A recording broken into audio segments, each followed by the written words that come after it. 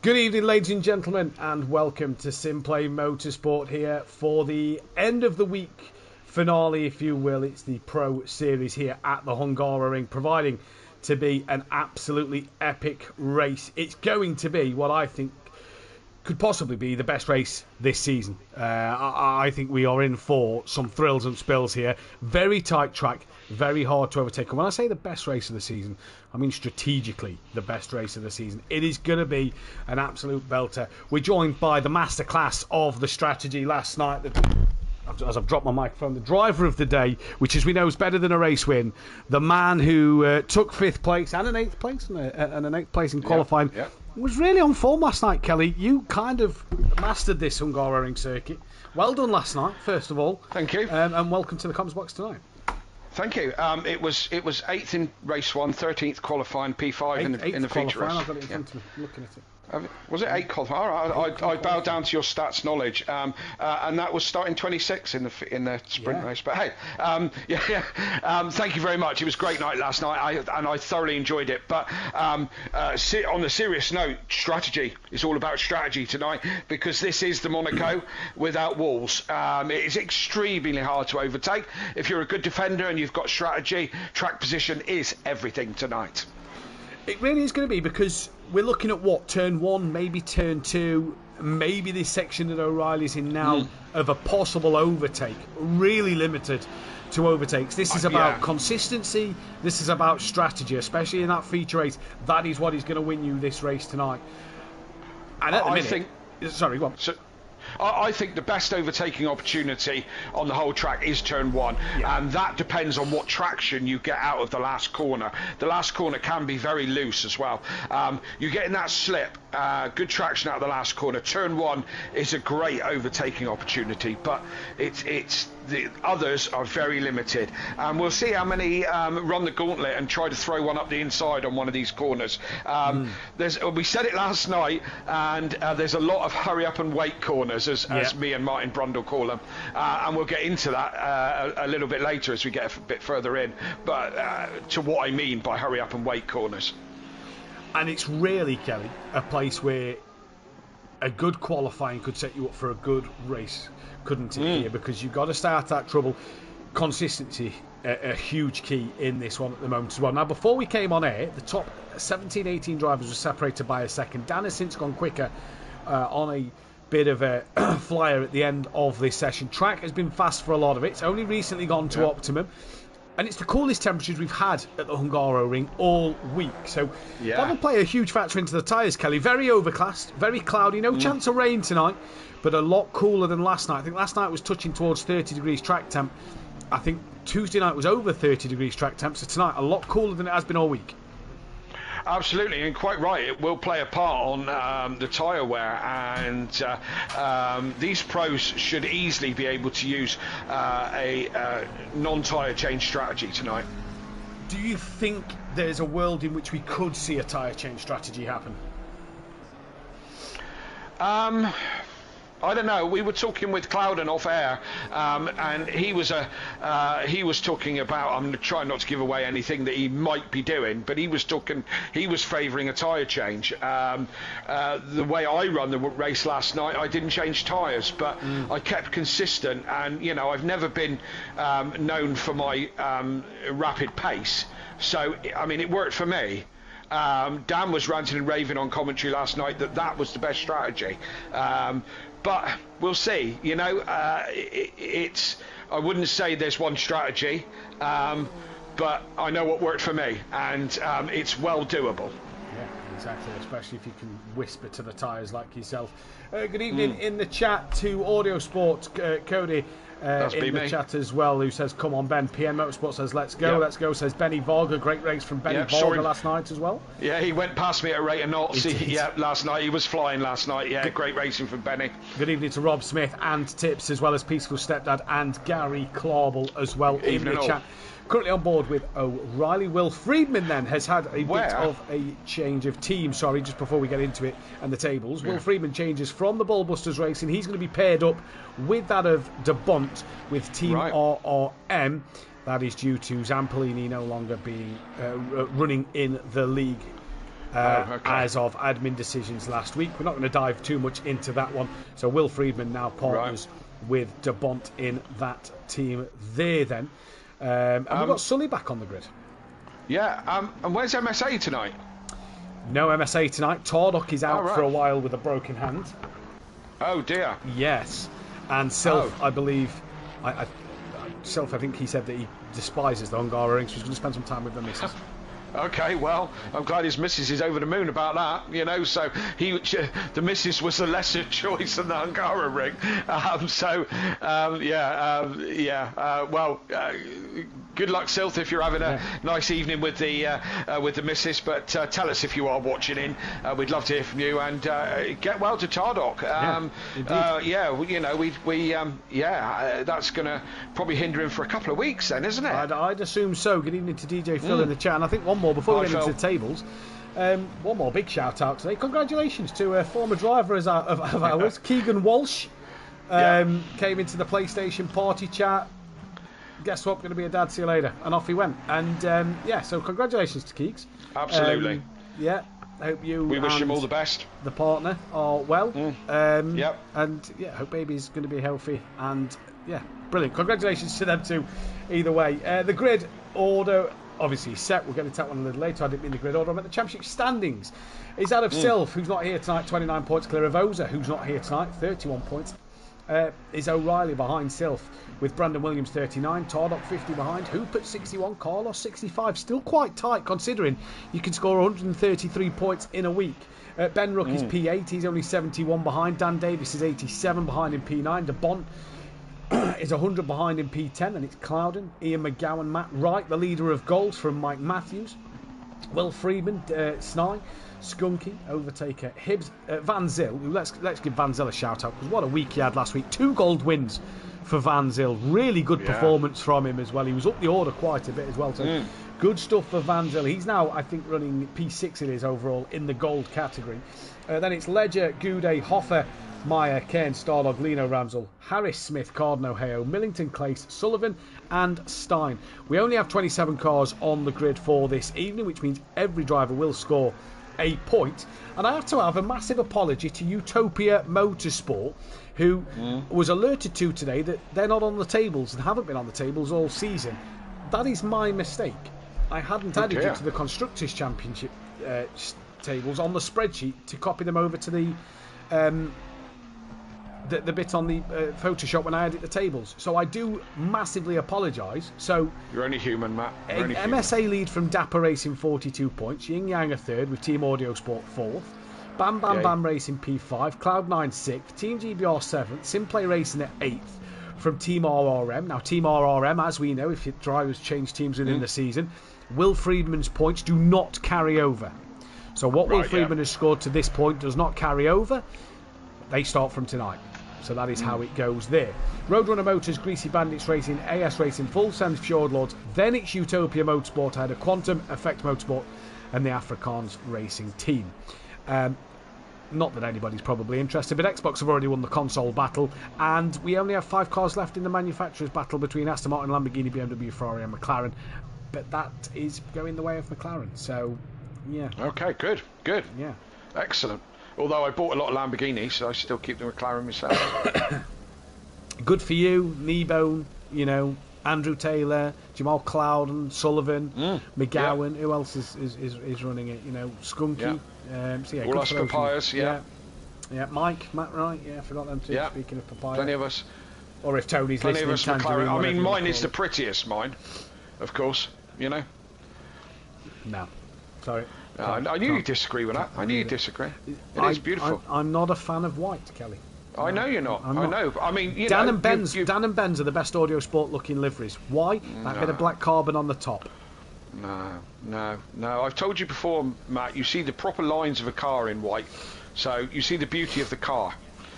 It's not masked by any silliness. I'm not denying that. Good evening to Benny in the chat who says, "Good day, gentlemen. Hope we are both doing swimmingly." And are keen on a good night's worth of racing. Hopefully not as chaotic as last night. Well, we'll see what happens there. We do hope so. It was like tempting bowling into turn 1 last night. What do you mean we hope so? Yeah. Well, exactly. I mean, I made 10 places in lap 1. Well, hey, 10 places, hey. Matt. I know how many you made. I was sat watching. Yeah, I know. I was sat watching. Yeah, we want exactly that chaos. I don't know if we do. A Bottas moment was what Dan called it, a Bottas moment. Yeah. Mike called it a me moment from back in the PS4 days, to which I didn't like that, to be fair. Yeah, well, I could. Oh, you? Oh, not him. Me. You? No, me. Ah, me. Right. Yeah. I, again, just shades of Long Beach come back for me there. But yeah, it still haunts me, that one. That was true. It was brilliant. It was funny. Now it wasn't funny at the time, but it was. If you go back and watch it, Long Beach from way back in our Project Cars days. A cracking start. I had a cracking start. Was mixing it with the big boys. Would have been the Leach brothers and Dan at the time. Mixing it with them high up the grid and pressed my clutch instead of the brake into turn one and ploughed into all of them. I said to you the other day, I said, I'm going to have to go back through some of the old streams and just create some YouTube shorts of everything that happened. There's some great moments over the seasons. There is phenomenal. 5 years of them. Yeah. I did apologise before I actually hit anybody. That's polite, isn't it? Very big of you. Very big of you. Yeah. I think there was a couple of expletives as well. 100%. I'd have been on commentary back at the time, wouldn't I? You would have done, yeah. So I'd have been on commentary. It was truly a magical moment, and I'd go back and watch it it's all in the playlists. There is a lot of them. There is a lot to get through, and if you've got time on your hands, there is some absolute crackers there. We should earmark them as well in some way. Do you know what I mean? For essential viewing. 100%. X-rays at such and such or whatever. There is some beauties, some great battles as well. I think we may have to go through, and just sit there and just stream a reminiscence type stream just in the off season.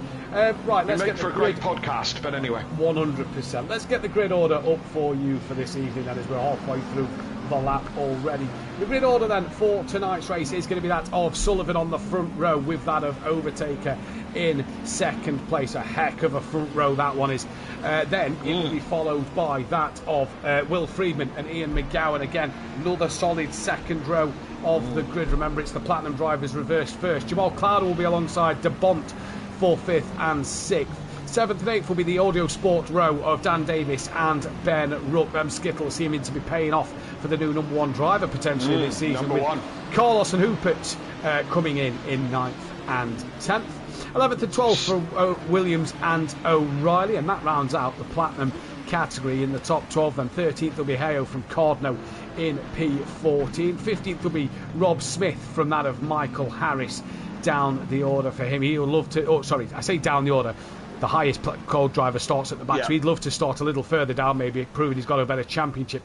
Ramsell from Stardog 18th and 19th. Goudet from it's Cairns from Goudet 19th and 20th then on the grid, as it's Ledger from Van Zyl. We then head to that of Hibbs from Skunky.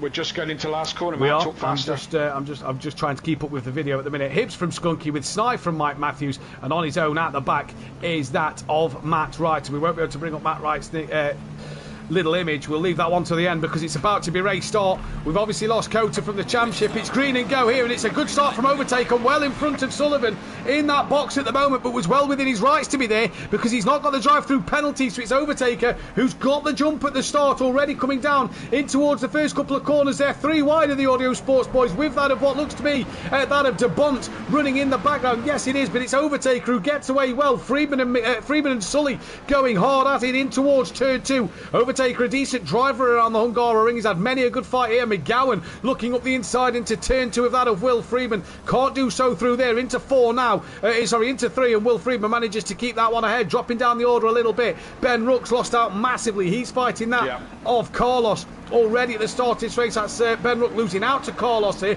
and it looks like Williams may have tried to find a way through. Did Williams get past? We've been disconnected from the server. I don't know if you have, Kelly. I haven't. No, I'm still on. Okay, if I'm they're still on going. The server. So, you need to just get yourself back in, do you? Yeah, I'm just coming in now. Okay, and funny enough, I've just lost all my ability to change drivers, so something going on. But cracking start, nice clean start from what we saw. Ben Rook did go backwards. There was a little touch. Daniel and somebody, McGowan, maybe someone like that, had a little bit of a touch on the way Kelly, we've lost more than just myself. I'm just noting we're down to 23 runners there. Ramsel and Goudet also back in the pits, and now that of Kane. So I think we've had a bit more of a disconnection than we think there between a few drivers. Okay, going in the pits is Dan for an actual pit stop. He's entering into the pits as they go round. I don't know if anybody else has pulled. Yes, few have pulled the trigger. Williams, O'Reilly's pulled the trigger. They've all gone into the pits straight away. As you say, there's already a couple of cars parked in there. Oh no, Sullivan looked like he got disconnected as well, Kelly, sorry. A bit of a glitch there with however that's happened, but how many lose out before we call? Well, they're all back in, so everybody's still going. Obviously, I didn't know how many had gone. Really? With going myself, I didn't know how many had gone, but we are one driver short, so we have lost one driver. But it's Overtaker who leads from McGowan, from Jamal, and it's Hoop at P4, Carlos from Ben Ruck, Heyo from Rob Smith now, and obviously this is updating as they come through the first sector times. In the pits, Williams has jumped Dan in the pits. Dan came just out in front of O'Reilly, goes deep into turn one as he's trying to get some temperature in those tyres. O'Reilly's gone down the side of Dan. I'm on board with O'Reilly. Daniel's still on the inside, I believe. And as I'm trying to find, Dan goes back in. Ahead. Yeah, you've got it. Yeah, Dan is ahead. But Williams jumped the pair of them, or jumped Dan for sure in the pits. Yeah, Williams has jumped them. He's there in towards turn 4. I believe the other driver is Will Freeman that's got disconnected as well. So a lot of drivers being disconnected there. That'll cost a lot of them in this race. Mike Matthews, the last one to leave the pit lane. So he's had a terrible start here. And it gets worse. He's got to stop go 30. So that's even worse for him. Is that Mike? Is it number 11? That's Mike Matthews, yeah. But back out front then is Jamal Cloud. Sorry, go on. You know, he was feeling good in the pre-test, and he was saying he was feeling good, which is very unlike Mike. So maybe he cursed himself. Maybe he needs to call himself. Yeah, he does indeed. Overtaker pulling away a little bit from McGowan at the moment. That's Ramsel coming back out after his disconnection. Cloudon's getting closer to the back of McGowan with Hoop at there. Carlos having a look. Ben Ruck in pursuit. Heyo's the leading goal driver down in 15th at the moment. Then it's Cordno. There's Rob Ramsel waiting at the end of the pit lane for everybody to come through. Skunky and Van Zyl having a great fight in goal, down for 10th and 11th. We've got Rob Smith, Michael Harris, Damien Hibbs in the pit lane. Snye stayed out. Williams is coming down the start-finish straight now. Harris and that of Smith and Hibbs all leaving the pit lane at the moment. But it looks like Williams is going to get through no problem, as it looks like Dan and O'Reilly will as well. The Honda's pulling out of O'Reilly, having a little look up the inside, and that's not going to happen there. No, he's not close enough this time, but certainly O'Reilly putting pressure on the back of Dan. So many of them pit nice and early and get it out of the way, so a lot of the runners are already pitted, but Overtaker's still out front. No point pitting for a minute while you've got track position. Track position is absolute key round here. It is. McGowan going very wide. The other thing that we haven't touched on too much, if you haven't joined us in any of the races this week, track limits are very, very tight on this track. It's very easy to get yourself a stop-go penalty, as Mike Mathew just demonstrated for us. Thank you very much. But that was speeding in the pit lane, though, wasn't it? Okay, that was a different demonstration. So not reversing, speeding.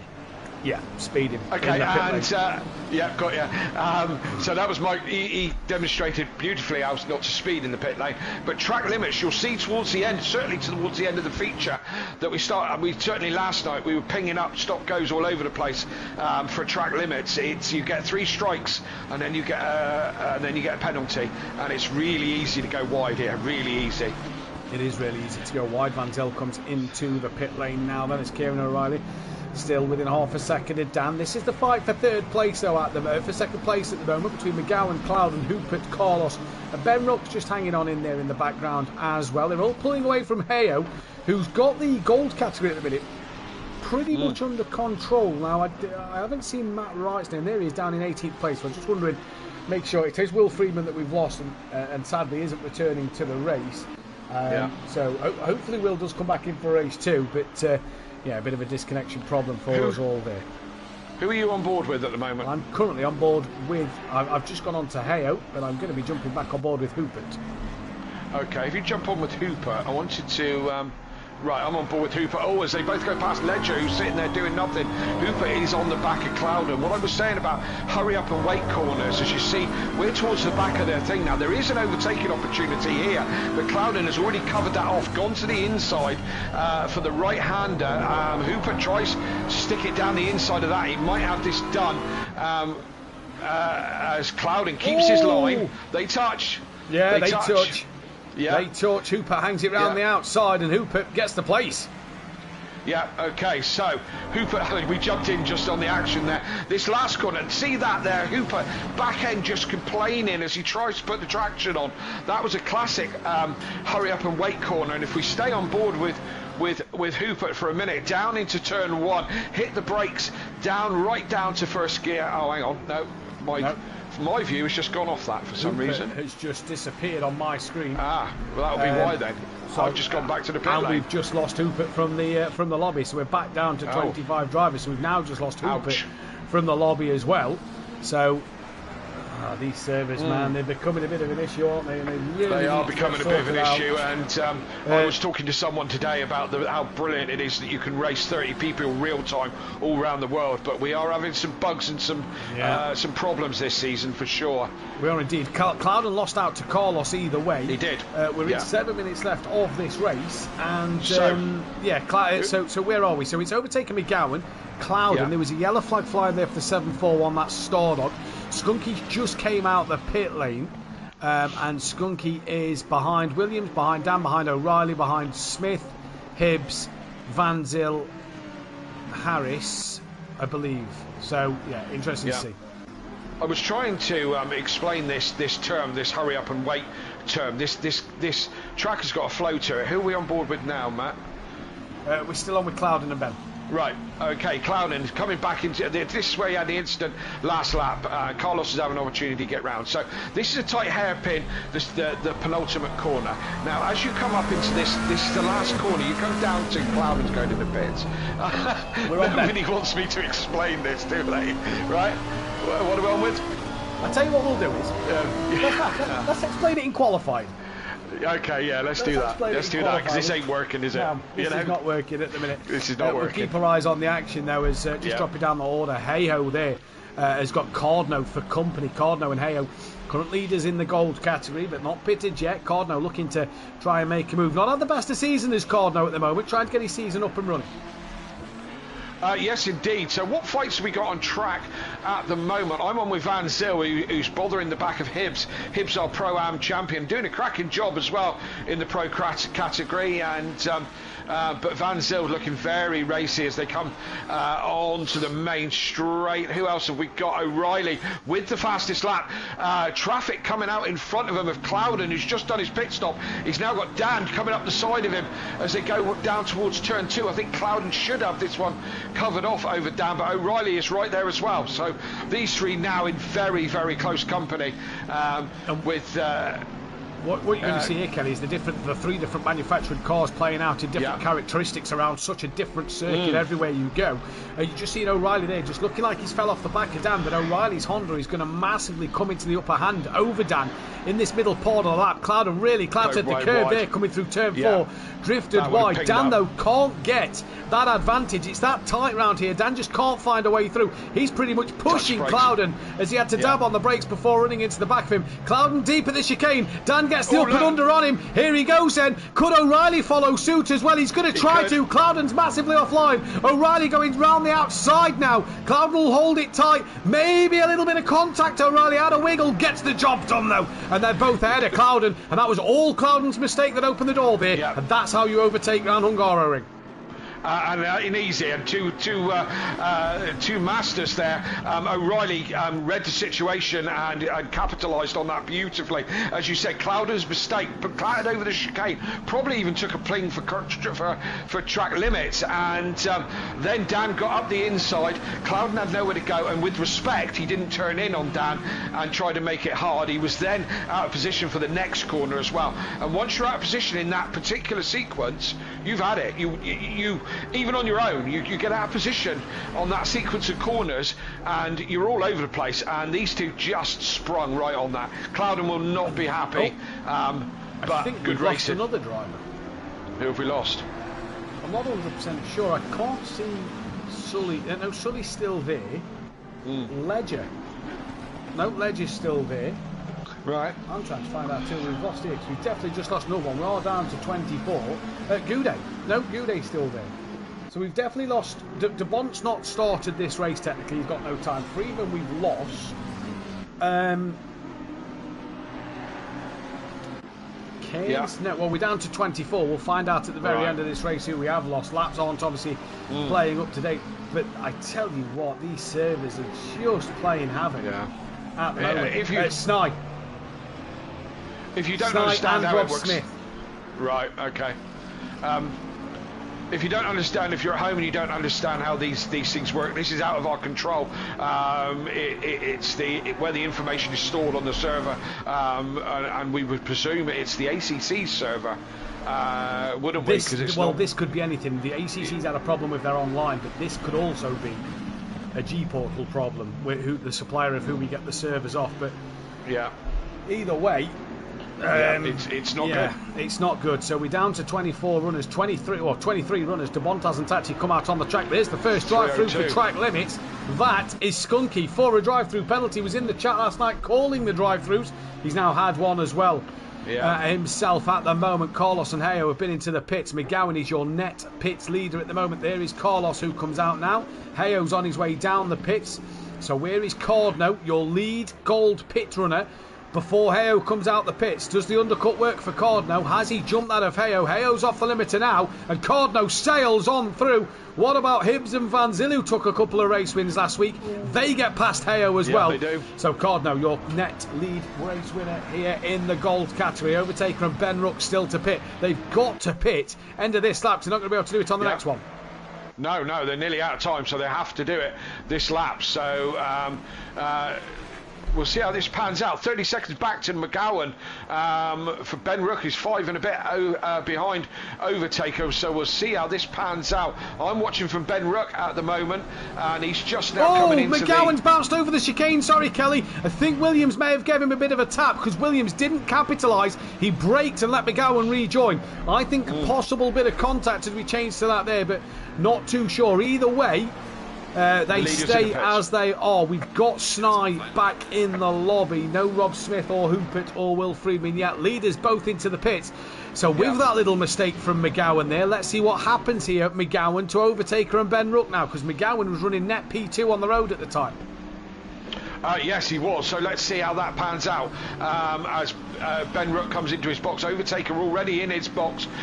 Ben's a little bit further up the grid. He hits his marks, and it's going to be a quick one, surely. Overtaker's on his way out already. Ben's still a little bit slow. I don't think that was a bit more than 5 seconds. Might have taken on some damage or may have missed his marks. Overtaker's out and comfortable. Yeah. Where's McGowan? Is he through? McGowan's through. Here comes Williams. Yes. Ben Ruck could slot into this gap with Carlos, and he does slot into the gap with Carlos, who gets very close to the rear.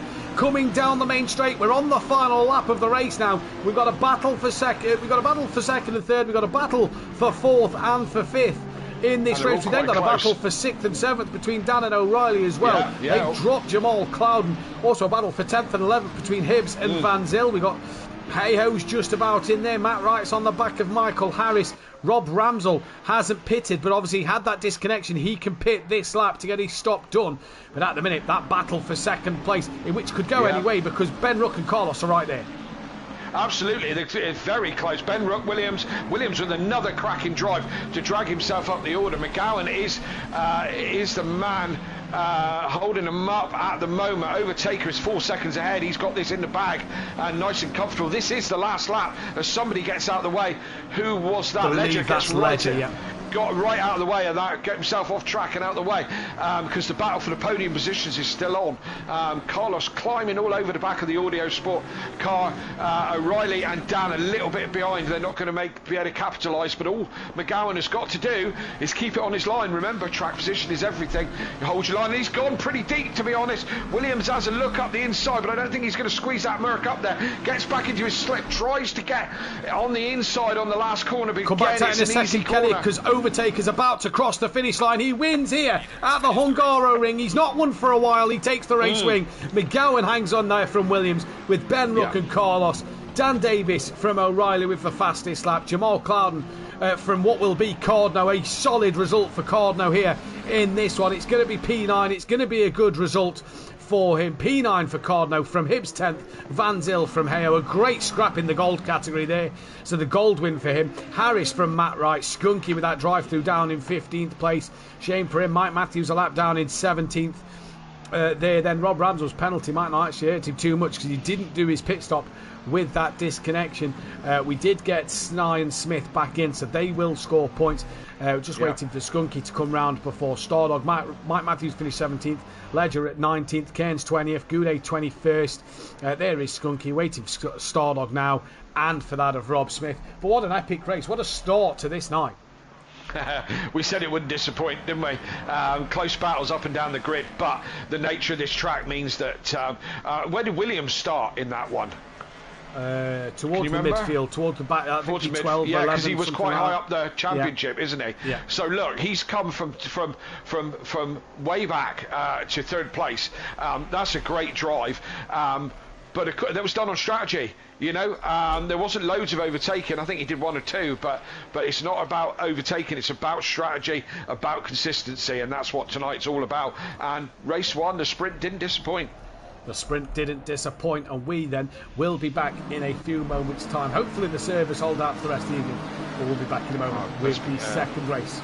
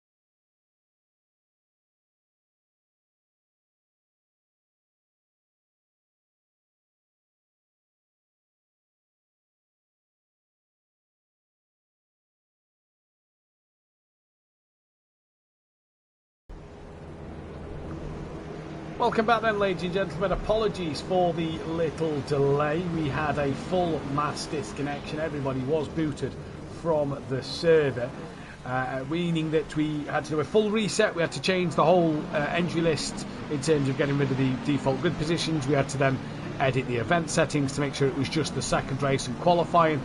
So apologies about the slight delay. We are back. Kelly is still with me. Don't get us wrong. We still don't have Will Friedman, and we believe Skunky is the driver missing at the moment. We're into the 10-minute qualifying. We had a 5-minute practice just to get everything back up and running before the session had ended. So everything is a go here, and everything looking like it should be working as normal. And if I'm correct, Sully should be staying in the pits with the qualifying man. He wasn't actually tagged. So that is on me for not tagging him there, but obviously getting everything ready. He's forgot to post that one, so we'll let Sully off for this one this week. That is on me, that is my bad, and Sully will have to go that for a different round. We're away for qualifying, Kelly. Quick run through the championship standings at the moment then. Then 5 teams, it's now down to 4. Lamborghini, the last one, hanging on in there at the moment, but it's Brandon Williams who leads the way from Kieran O'Reilly, Sill from Carlos, Ben Rooks up to 5th place. Ozer's P6, Dan's P7, 58 points separate the top 7, by the way, 68 for Tardock in 8th, McGowan 74 behind in 9th, Hooper's 79 behind in 10th, Cloudon's 80 behind in 11th, so incredibly tight qualifying session at the moment, championship season at the moment, so that is huge between everybody so far. Let's go on to the 229 of Cairns, who will be the first car to start a lap in qualifying, as Sully's just come out of the pits in front of him, so Sully will need to be braking and stay out of the way, and he has done indeed, and lets Cairns go through. De Bont's P12 from Matt Wright, the gold leader. He pulls away from Mike Matthews, overtaker up to 14th from Mike in 15th. Then it is Snide with Skunky, P17, Will Friedman 18th place, and it's Hibbs, Van Zel, Patrick Ledger, John Gooday, Michael Harris, Cairns, Stardog, Hoffer, Ramsell, Cardno was your gold winner in race 1 from Maya, Lino, Heo, Smith, Millington, Clace, Sullivan and Stain, bottom of the pack. We then got Yin Yang Racing, top of the Constructors' Championship from Dapper Racing. We then got MSA P3, Team Audio Sport 4th from Bam Bam Bam, Cloud9 P6 from Team GBR, SimPlay Racing P8, Team RRM P9, Greasy Bandits 10th, Roadrunner Motors 11th, AS Racing 12th, Utopia Motorsport 13th, Full Sun Fjord Lords 14th, Afrikaans Racing 15th, Quantum Motorsport 16th, and Effects Motorsport down the bottom of the pack. Cairns is the first man on a flying lap at the moment though, Kelly, and he's halfway through his current run. The 515's returned to the pit lane. That was Brandon Williams in the middle sector of the lap who's had a moment. Yes, indeed. I'm sitting on board with Carnes at the moment as he comes into he's in the final sector, the slowish right-hander 90-degree right into the 180-degree hairpin. Need to get your wheel right up on that curb, hug the apex all the way around, power down, come across the track one side to the other, over to the left, but then hug the last corner, one of those hurry up and wait corners we've been talking about. We will explain that. Hopefully in this session, as he comes down the start-finish straight and goes over the line with a 1:45.0. I think things are going to get a lot faster than that, but that's a time on the board for him. Who's next to come across the line? Well, O'Reilly across the line, and Dan Davis goes 44.1. McGowan goes 44. Dan Davis 44.3, 44.1 from McGowan. O'Reilly 2.5 seconds off the pace. Must be doing a second warm-up or it's classed it as an outlap or whatever, but O'Reilly not in the hunt just yet, but I'm sure he will be. Cloudon goes 3rd, 4/10 off the pace, but then gets immediately knocked down the order by Ben Rook with a cracking lap in the again with a 44.2, and now it's like a fruit machine as the times come in one after another. Who are we on board with at the moment, Matt? We're currently just seeing the first guys come across to finish their first flying laps at the moment. We can jump back on board the 229 momentarily as he comes towards the end of his runs, as we see Matt Wright just climb up the standings a little bit there. Here comes John Gooday to the line this time, up into P9 at the moment. The 117 of Rob Smith moves up into P10. What about the 741 of Stardog? He climbs up the order as well. So let's go to the 229 as he comes into the final couple of corners. Yes, indeed. So Carnes into the final couple of corners, as I said. So you're staring down the beginning of the lap. This is what a lap looks like at the Hungaroring into the final corner. As I said, hurry up and wait corner. So what you hang around on the apex there, waiting for the car to grip, waiting to get for the traction. He's press that accelerator pedal. The back end complaining just slightly on that Ferrari as you come down the main straight. Traction hugely important to get as fast as you can to defend from the person behind. Wow. Whoa, what's that? Mike Matthews just gone P1. Then O'Reilly goes and beats it by 9/10 of a second. Into the 43s now as Carnes is through turn one. Turn one reasonably easy, but the best overtaking opportunity. Another hurry up and wait corner is turn two as you hug the apex really slow, wait for the car to grip, wait for it to grip up and give you traction, but you just have to be patient around these corners. Down this straight, blind left-hander, very, very fast, hug the curb, get right up. Watch the track limits on the outside as you go through their flat scat. Down the couple of gears, right down first gear as you accelerate towards the chicane. Hug the outside of the left for the least resistance as you turn in quickly and hug the curve. Lots of curve on the first one and a little bit of curve on the exit. These corners, very tricky. First one, up on the curve, get the apex. Car runs out wide, got to get it back to the left to get it over onto the right-hand curve as much as possible. Don't run out because there's track limits there. This is a flat corner. This one's really important. Try and get your car right up on the top of the curve to give you enough traction to not go track limits on the exit and go flat scat into the second to last corner, 90-degree right, reasonably easy. You crack on with that one into the last turn. Very easy to overshoot the apex and run very wide. Hug the curb, wait, get on the power, accelerate hard across the left-hand side, looking for the apex in the last corner. Again, just wait, just sit there on the apex, waiting for the car to grip up, and then accelerate hard. As another complaint from Carnes' rear end as he goes across the line with 11th place, 1.1 off the pace at the moment, and that's a lap of the Hungaroring. It is indeed, and at the minute it's O'Reilly 2/10 quicker from De Bont, and it's Hooper, Williams, Carlos overtaken Mike Matthews. Ian McGowan to the line now goes ahead of Mike Matthews in this session. Jamal Clouden down in 17th place. Can he find any improvement? Does, moves up into P3. Carlos answers back though, and he moves himself up the order once again. Heyo is down the order. He's just climbed all the way up into P13. Let's go and find Snai then in the Roadrunner Motors Mercedes-Benz. Lovely looking red and white livery on that car. Towards the line he comes now. John Gooday in the pit. Snai moves up to 13th place. Let's pick up car number 34, can we? Is that of Michael quickest. Harris, as Hooper goes fastest now. Harris to the line, improves to 24th place out of 25 at the moment. Car number 9's Patrick Ledger. There's changes happening, Kelly, with 2 minutes left on the clock. Yeah, absolutely. Could we see a 42 in this group? It is well within the realms of possibility with only less than a tenth now out of the 42s. These guys are really stepping up. You were getting very excited about Mike Matthews being quickest. He's now in 11th, nearly a second off the ultimate pace. So it is tumbling exactly like a fruit machine as people go quicker and quicker and have to step up their game. Your race one winner, overtaker, only 7th at the moment. 3/4 of a second off the pace, and we talk as like only 7th with 3/4 of a second. 3/4 of a second in motor racing is a lifetime, absolute lifetime, and all the way down to 12th before we break the 1 second mark. That's how tight the margins are. You need to get all those apexes right, braking, and don't run wide because you invalid the lap. That's probably happening a lot. Ledger into 10th, good, drops down to 11th, but a good effort there. Mike Matthews now going the fastest of the silver runners in 11th place, 10th place. But again, Hooper out front with a 43.0. That's a stellar lap, that is. It is at the moment. Overtake around to the final corner, down towards the start line he comes. Can he find an improvement? He does, but only up into P9. What about Snai in this one then? He's currently 17th place overall, looking to find a bit more in time. There he does, moves up into 13th. Damien Hibbs comes to the line now. He moves up into 17th. Michael Harris with a few cars in the pits, one of which John Gooday, I believe that that of Starlog is in there as well, as Harris moves up to 22nd. Car number 9 of Ledger trying to get the lead out of the gold drivers off of Mike Matthews. Needs to find just a half a tenth. Can he do so? No, he can't. He'll get one more running though. 515 is next. That's Brandon Williams. Half a second from him in the pole. Yes, O'Reilly had an absolute mare on his last run there. Went wide out of the unsighted left-hander, went very deep and had to hold on to the car. He's done. So is Carlos. Carlos is done. Where is Dan doing well? Williams. Sorry, Williams brilliantly puts himself up into P3 at the very, very end there, Kelly.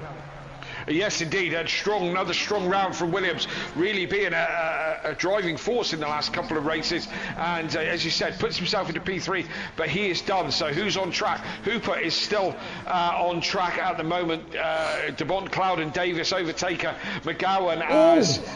Who was that? Mike improves to P8 within half a second. Here comes Dan Davis. Anything that he can do? No, can't improve. Ian McGowan. He moves up into P5. Great qualifier from him. Rob Ramsell, 1.2 off the pace. Doesn't improve. He does improve, sorry. Goes within P13. Next car is car number 15 on the grid. That is Hey-Ho. Can he find any more time out there at the moment? No. Overtaker, P10. Does he find anything in this final run? He does find something. Goes up into P4. Ben Rook to the line. Stays P11. The next will be Hoopit, who will get a final lap in. Can we break that 42 mark here in this one? It's going to be interesting. Yeah, he was a bit... no, he's backed out of it right at the end. Had a horrendous last sector and was all over the shop in the last one. So, but he stays pole. He stays pole on that 43.0. Doesn't look... We got to the 42s, but it was very, very close.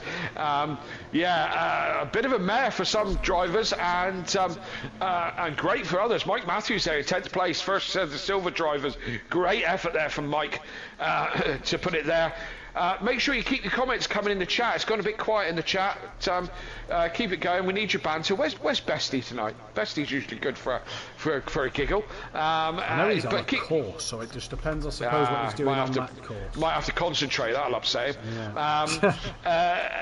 Keep your comments coming in the chat. We love to hear from you. I apologise from the last race, Chris. I said that Ben didn't have the perfect stop, but he did. 3 seconds. So I apologise for that. I was just calling it like it seemed. But so it's Hooper on pole for this feature race. 70 minutes. Who's going to take tyres? Who isn't? 26. Track temperature is cool enough to run these tyres all the way to the end. I suppose it depends on how you are on your tyres. So we will certainly see as it pans out. A couple of different ways of doing it. If you're new to us, this is a 70-minute race. You can full fuel and just take 1 litre of fuel in your mandatory pit stop. It's mandatory to take 1 litre of fuel, but that is the only thing. You can run these tyres from beginning to the end, the full 70 minutes. It is doable, trust me, but who will do it? And is the alternative strategy of taking tyres, say 50-50, is that a better strategy? Well, these questions will all be answered in the next 70 minutes, so don't go anywhere. You've got probably time to nip to the loo and grab yourself a drink while we do the formation lap. But and hello in the chat for Tardok in there with his broken hand, and get well soon, Craig. I miss you because I usually ride on board with you because that's normally where the action is, that and Dan. So but good to see you in the chat. I hope you get well soon, mate. That win for the Ford, by the way, and for Overtaker was the Ford's first win of the season. It's 22nd overall, but for Overtaker, that gave him his 34th race win, tying him with Jamie Brazier, Big Boy Brazier. There's a blast from the past. There's a blast from the past. So Overtaker gets on to 34 race wins. That pole position for Hoopert gives him pole position number... I'm just trying to find his name. That's pole position number 3 at SimPlay Motorsport. And that's BMW's 59th pole position here at SimPlay Motorsport as well. The podium was what? Ford, McLaren and Mustang, wasn't it? Well, that was McLaren's 341st podium. It was the Mercedes-Benz 324th podium, and it was the Ford's 54th podium. Mercedes 2 podiums behind the Porsche now, and if you think back to the Project Cars 2 days, McLaren wouldn't have been in that conversation, and it would have been between 3 manufacturers: Lamborghini, Mercedes-Benz, Porsche. And Porsche, yeah. You wouldn't be driving anything else unless you were mad and drive a Renault. Hey, Leachy. Yeah. And me. Yeah. Genie for the W says Tardock. That is Hoopert, who he's saying for the win. Rob Smith says O'Reilly will have this one. Why do we call him Genie? That's just his Discord name, so Tardock can let us know why we call him Genie. Maybe he's a magical blue thing that grants you 3 wishes. So maybe a magical blue thing that grants you 3 wishes. Don't Google that, kids. Leave it alone. Oh dear. Of course, sorts of things you're going to get from that. Avatar or Smurfs or all kinds of things. Or the Genie from Aladdin. Yeah, or all kinds of sinister stuff. As I said, don't Google it, leave it. Either way, cracking race. Who are you going for, Kelly? O'Reilly. Do you know what? Or Williams, to be honest. Williams can do the strategy, can't he? I'm going O'Reilly on this one. He's looked quick all night and all season. I think I'm going to go an outsider. Go on, go for it. I'll win Overtaker. Fancy okay. Him. I fancy Yeah. Well, solid he knows his way round. He knows his way round. He's not oblivious. He's not opposed to winning, as you put out. And for me, he's one of my personal favourites. To be honest, I've always been a fan of Yam. Good shout, I think. But I think he's going to struggle to get past O'Reilly and Williams. Hooper, I believe, is a young gentleman. And sometimes he drives that way, like he's parked outside McDonald's. Although he's been a lot better this season, to be fair. Hopefully he's not got a yellow Suzuki Swift evening cruise. Absolutely not. Yeah. And Welshie, if you're listening, Grandad Welshie. Who's your pick? Who's your quick pick before we head to the final corner? Goldwyn. I said it. Goldwyn. I'd like to say Ledger.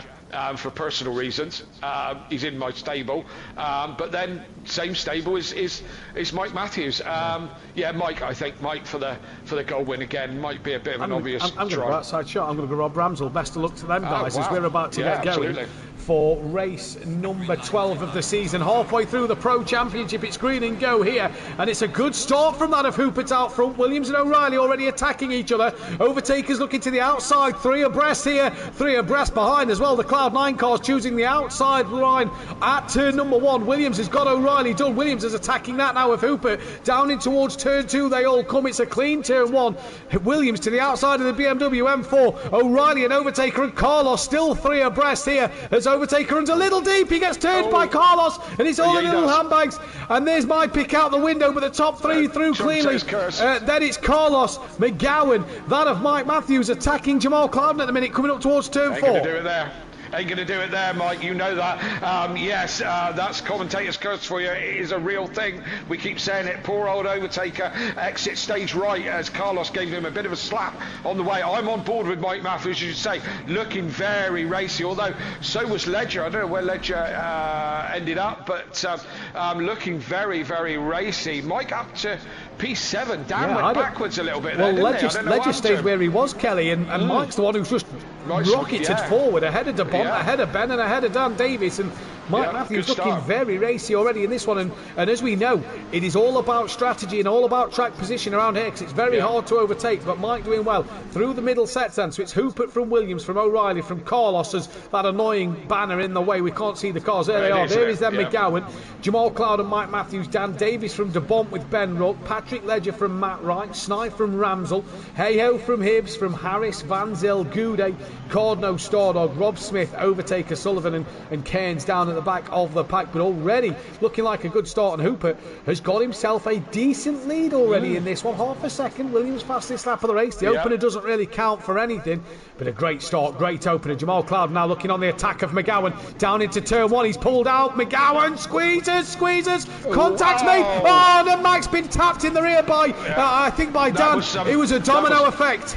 It was exactly. I was going to say exactly that. It was a domino effect. Clouden slowed right down with his attack on McGowan. Both of them slowed right down. So did Mike Matthews, and then you get a shockwave back through the thing. It's what you see on the motorways when some idiot brakes for no reason. Well, they don't get me started. And they all start going. Brake lights going on, and everyone backs up. It's a shockwave effect, and that's exactly what happened. Hopefully, not too much damage. But where did that put Clouden? That put him right down in the 16th, pack, didn't it? 16th place. He's on the back of the pack though still, Kelly. If you look at the pack, if you count the pack from McGowan down, they're all within a second of each other from McGowan down, so he's there. But well, you say to combat your but that you just said a moment ago, you know this is the Hungaroring, and it is difficult to overtake around here. Extremely difficult, so that doesn't really matter if it's second. There's about 10 cars in front of him, and that's the problem. And as they start to back up because they're not going fast enough for Cloudon's pace, that's when he's in trouble. One little mistake here and it's all gone very, very wrong.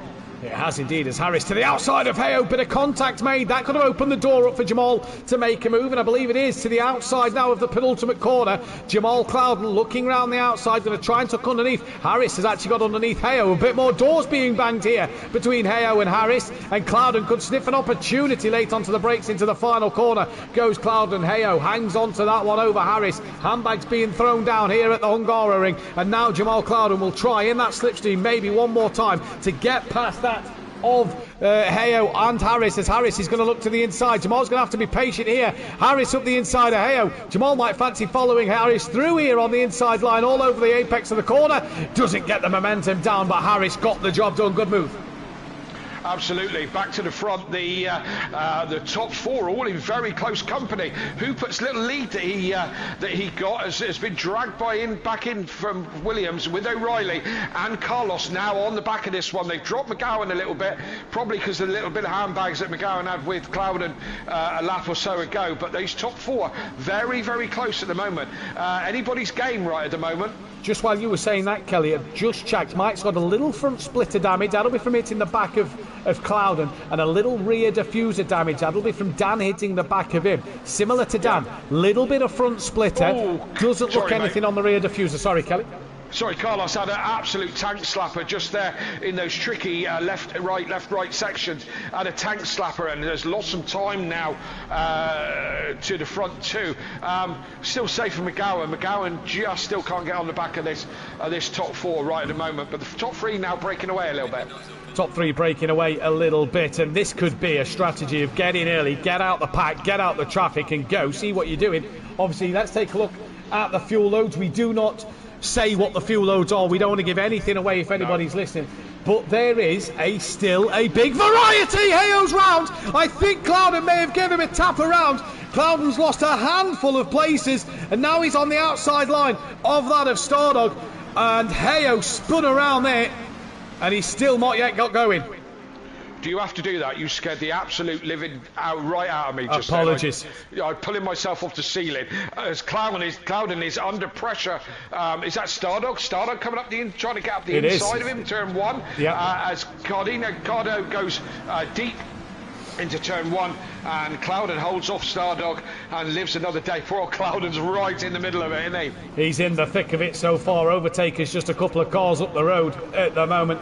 So it's all go down the bottom, down the back end of the field. Dan within 3/10 of a second of Mike Matthews, but the problem is he's got DeBont crawling over the back of him at the moment.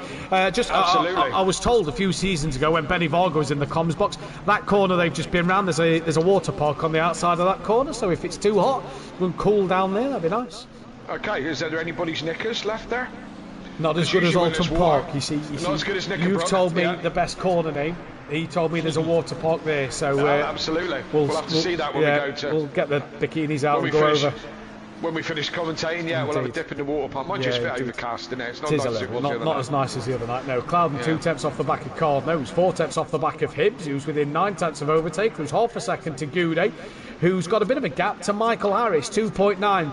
But Goudet, obviously one of the drivers disconnected from race one, and there was about 6 or 7 drivers disconnected that had, he's just, myself included, was disconnecting that, just a few server problems tonight. He'll be looking to get redemption in this second race. He'll be looking to stay ahead of Overtaker. Overtaker's got damage on his car there, just looking at that. Bit on the left-hand side. Now, we did see him with contact with Carlos earlier on, and a bit on the front splitter, so we'll see what's happening. And John has just let Overtaker go there. He's just let him through. Final corner. There we go. Probably not his race, is it? Overtaker's a lot quicker. John doing the smart thing, probably just letting him go.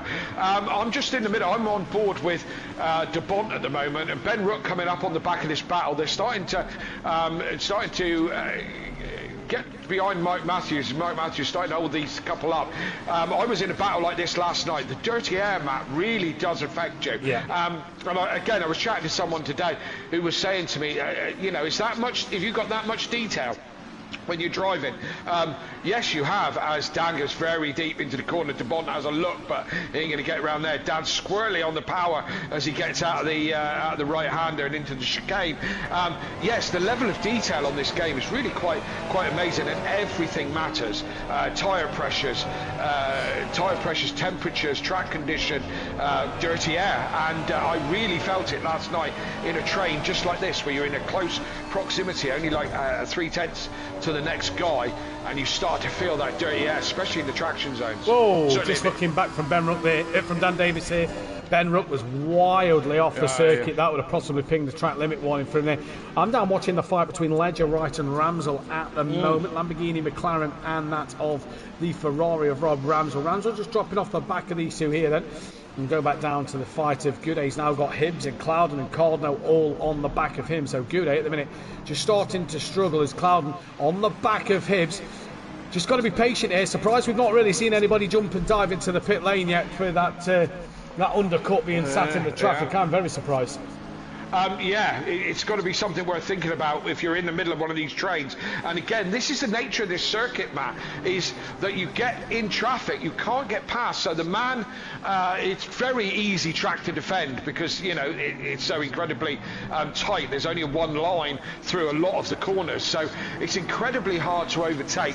So what you get is the slower paced cars get a build-up of people behind them, and then you get these, I mean, really exciting to watch trains of cars, but you do get kind of stuck in it, and you have to start thinking about... De Bont round the outside, Kelly, sorry, turn 5. De Bont round the outside of Dan Davis, only caught the end of that one, was watching a fight down the pack, but Dan Davis has lost out there, and he drops down behind De Bont. Very interesting place. You can only assume that Dan maybe has made a mistake somewhere to allow De Bont the run. Last lap, Dan was very wide out of that corner and very loose on the rear, and I wonder if Dan made the same mistake and De Bont was just ready for it this time. We'll see if De Bont attacks Mike. He's come right up behind him quickly. De Bont with more pace here, I feel, than the cars around him.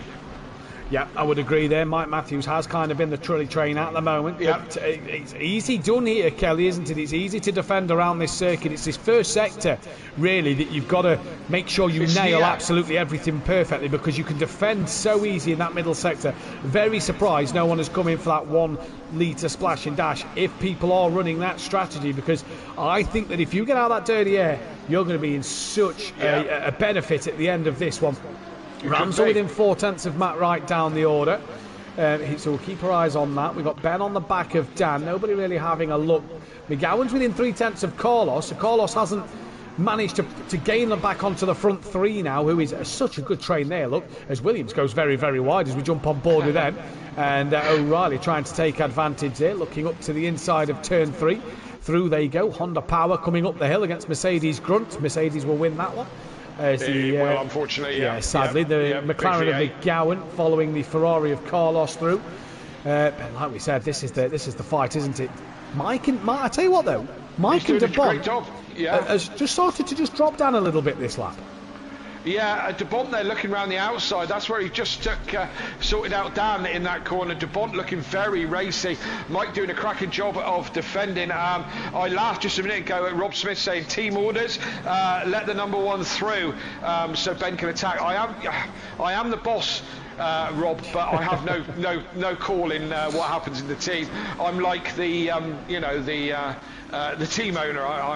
But I have no call on what actually happens, which is like a really good get out of free jail card, isn't it? It is. So yes, as Dan comes back onto the back of De Bont, so Mike holding these guys up. Nothing wrong with that.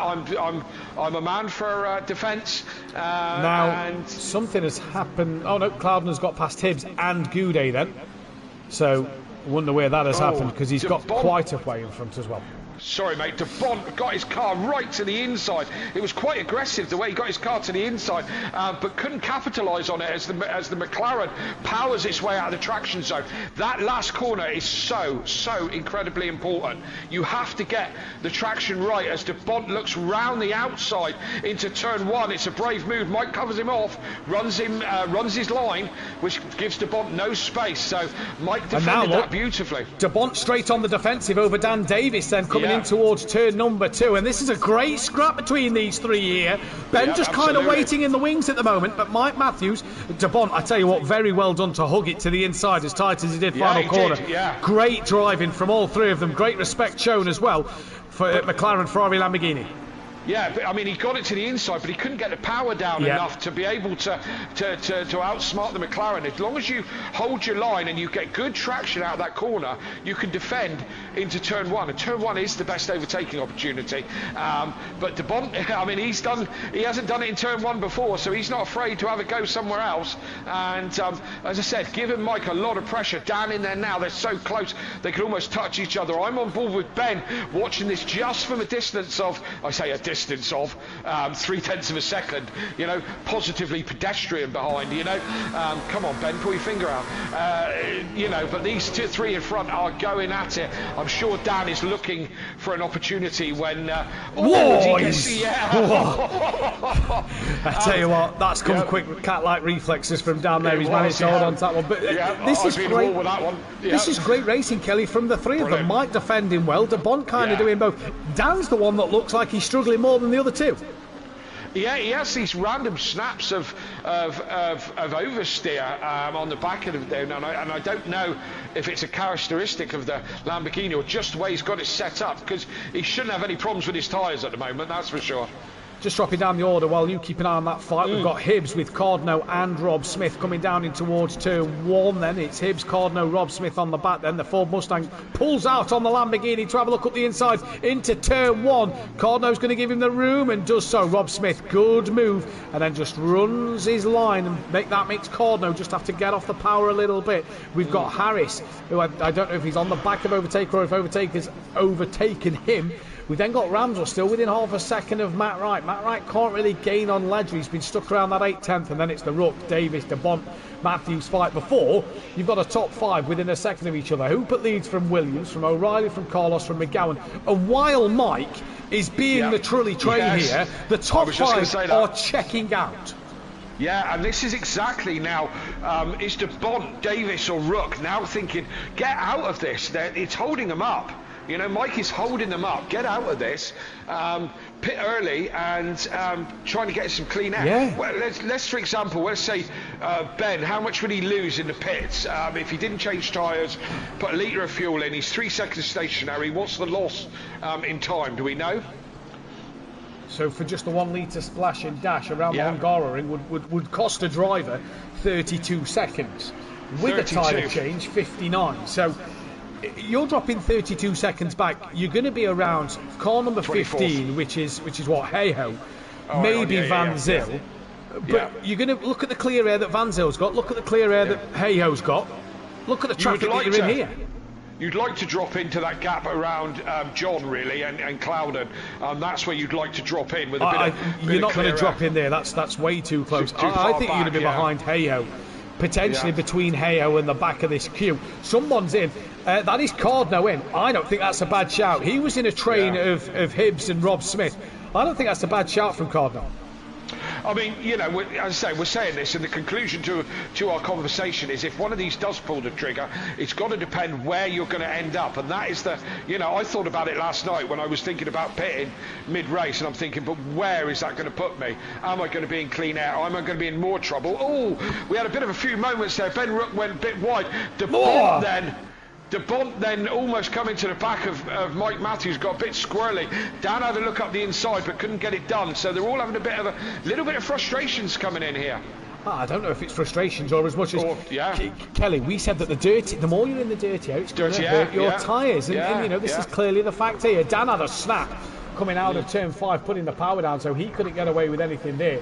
And that's, I think, what cost him a little bit. But De Bont's dropped back a little bit from Mike. That'll give Mike a bit of breathing space. And this, again, I'm surprised one of these haven't used their head. Now, Cardno has pitted. He's just had a spin. But Cardno had pitted and came out ahead of Van Zyl. Now, Cardno was down by Hibbs and Smith. So 18th, 19th, 20th. The Smith has got ahead of Hibbs now.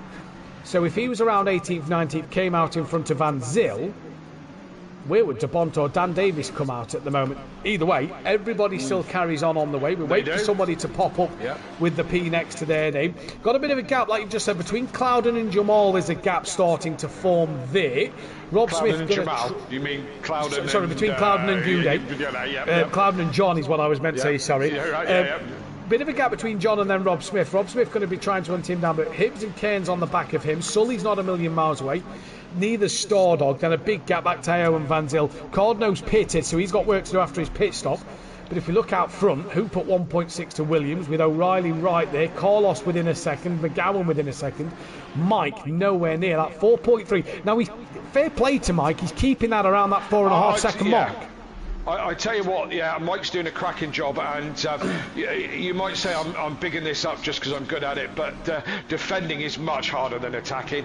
Not only are you trying to pay attention to going forward, that you're also got one eye on what the guy behind you is doing. Especially with, DeBont is looking is looking particularly racy, and he's all over the track. He's here, he's there. But he's being clean. He isn't making any silly dives and stuff like that. But you get a driver who's prone for a bit of a lunge or stuff like that, you have to kind of preempt that as well. I had a few of those last night. No disrespect to anybody, I had a great night's racing last night and some brilliant fair racing. But sometimes you see someone coming up, you look in their mirrors, think they ain't making that corner, and you've got to react to them, let them go. And switch your line to compensate. And defending is harder than attacking. It is indeed. Now, I saw the Gowney-McGowan battle was close. McGowan got ahead of Carlos, and now Carlos coming back around the outside of McGowan. Just a little door tap there between the two of them. But McGowan now running up in P4. That's allowed Mike to just creep up under that 4-second mark now. But again, still nobody has pitted, and this is a big surprise for me. Yeah, absolutely. And what are we, 20 minutes in? Nope, you've got to... No, 20. Yeah, you're right. 20, sorry, 20 minutes in. You've got to start thinking about it. What do we know, Matt? What do we know? We've got 25 plus drivers who think better than pitting, but I don't know. It worked last night. I was a bit deeper in. I was just about half distance when I did it, and that wasn't the plan, as you know quite well. We had a plan before the beginning of the race how to run the strategy in the evening, and I was going to go long, but stuck in this dirty air, the car was just losing grip everywhere, and you're readjusting it. I was just on DeBont now, watching Mike, and again took a couple of stabs at those corners there, and go on. Sorry, Kelly, just noticing that Ramsell's got ahead of Matt Wright, and he's now got Snye and Overtaker for company. Overtaker and Snye fighting hard here. Two of the nicest liveries on the grid, as well as that red Ford Mustang of Stardog. But these two on the back of Matt Wright. Matt Wright not having as strong a night, I'd say. He was telling me Tuesday night in the Ginettas that he's not a strong lover of this circuit. He's not a big lover of it, but struggling tonight a little bit is Matt Wright. Ramsell having a good night up in P11. He's now past the orange SimPlay Racing McLaren. Snye and Overtaker now looking at it. This is going to be interesting. I think drivers that are going to start to pit within the next 10 to 13 minutes, they're obviously running 50-50, because in 13 minutes time is that halfway stage of the race. That'll clearly show who's running the 50-50 strategy in this one. Absolutely. I was just had another one of those moments, little senior moment for me, where I'm watching the stream on board with Ben Rook, and I'm using my steering wheel to change my camera angle, so I've got my hand on my steering wheel, and Ben had a little bit of a moment, and I steered into it. It's just by reflex. When he started to slide, I started to counteract his slide. Talk about stupid, eh? But that is how intense the kind of watching is. And he's pulled back up onto the back of his senior teammate, and nearly got close to him then, as Dan has a little bit of a moment out of the chicane, runs a little bit wide. That's letting DeBont and Mike get away a little bit, but they're not out of reach. They're just giving them some breathing space, as I'm sure Ben could go a lot faster if he was in clear air, as a lot of them would. And as I said, he's oh, here we go. Stop go, speeding in the pit lane. That was 229. Kearns. Oh, that's a shame for him speeding in the pit lane. I didn't think this was a difficult one to master myself, but we've had a few. It's fast in there, but there's a good marker with the orange board on the left-hand side too. I don't know if that's where you picked your braking, Matt, when you raced on Tuesday night. We don't pit in the Ginetta, so. Oh, of course you don't. No, you would have lost that art, wouldn't you? Just recently. Yeah. Not used to doing pit stops. Well, there's an orange marker as you come into the pits, which I found was a good marker to start braking, and I thought it was a reasonably easy pit lane to do. But then again, I haven't been well known for my attacking of the pit lane, so it's we've had quite a few speeding in the pit lane, so that's just another victim of it. Kelly, if you ask me at the moment, sorry to just put in there, but Dan's dropped off the back of De Bont here. Benny's all over the back of Dan. De Bont's just looking a little out of sorts on the back of Mike at the moment. Now, two things. One, if you're Dan, would you not think, I'm losing a bit of ground, let's get in the pits, let's cool these tyres down, let's go for another run? Because now Ben's all of a sudden got Ledger on the back of it. So now, at the minute, Dan's kind of becoming a bit of a train to Ben and Ledger. Well, this is exactly the scenario that I had last night. I was in a fight. I had, I forget who was in front of me now, but there was three in front. Kneebone was doing the Mike Matthews bit and was holding up. I had two in front of me, so I was exactly in the position where Ben is. And it was about this time where I was just getting a little bit kind of like, this is going nowhere. No one's making a move. There's no opportunities opening up. I've got people coming up behind me. I had old Sim, maybe Wolski or somebody coming up behind me very, very quickly, and you've got to start thinking nothing's happening here.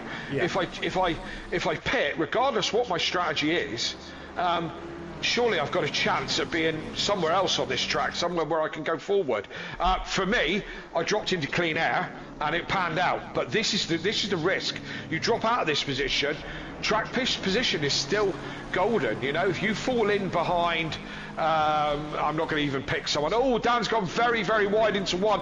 That's given Ben the opportunity to get through, but Dan holds his line, does a wider line, and is able to power his way out of that mistake. Or was Ben a little bit good on him? He wouldn't have fought him hard, teammates and all the rest of it. We wouldn't want a Neil and Shedden kind of incident, would we? You're right, and we've been so good this year as well. Really cheap shot. Stop, go cleared. Drive through for Sullivan. We've got Sullivan and Overtaker into the pit lane. And also, we've got a four-way fight for the lead. Hoopert's got Williams with O'Reilly. And McGowan has brought himself. He's cleared Carlos by a country mile. Overtaker, by the way, has been in the pit lane for a heck of a long time. That is possible tyres and fuel there for Overtaker. That was a long stop. I don't see the advantages. I'm going to struggle to see the advantage of that. Of Overtaker's long pit stop there. Yeah, absolutely. So I've gone on board with McGowan now, as you said. He's closing down the leaders, and again, we've got this same sort of scenario where we've got four drivers, very close company. The lead driver has got, as long as he keeps the race in line and doesn't make mistakes, he's got it sus. Williams gets closer to the. I'm going to move to Williams. He gets closer on the traction zone. Hoopert runs wide. There's a lot of space on the exit of the last corner before you hit the track limit, so you can go quite wide. Williams has a look down the inside, but he's only trying to distract Hoopert because he wasn't going to send it from there. Hoopert makes the apex back end of that Beamer looking very loose indeed, which every Beamer should. If they're not going sideways, what's the point of them? But Williams right there looking very, very racy.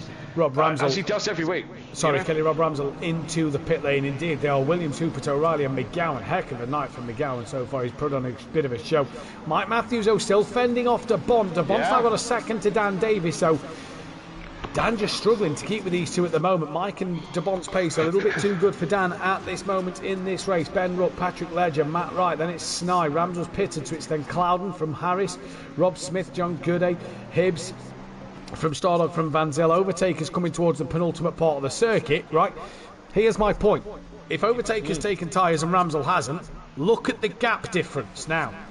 Ramsell's clearly either got out the dirty air or he's 50-50 fuel sort of thing. But if Overtaker's took tyres and Ramsel hasn't, look at that gap difference. Ramsel's heading to turn 2, Overtaker's just crossed the line. Yeah. You know, look at the track. Look at the Overtaker's 5 seconds off the back of Van Zyl. Van Zyl could dip into the pits, no problem. Yeah. Ramsel's got plenty much of a gap to the 229 car of Cairns, who's a lap down. We have lost a driver as well, by the way. I think we've lost Sully. Right, okay, it's been a disappointing comeback for Sully this evening. Yeah, as the top 4, again, so close, they can almost touch each other in the last corner. As Williams, again, I mean, he hasn't got the power to challenge the BMW. O'Reilly is actually is more of the leader out of the seems to have more straight line speed out of the last corner.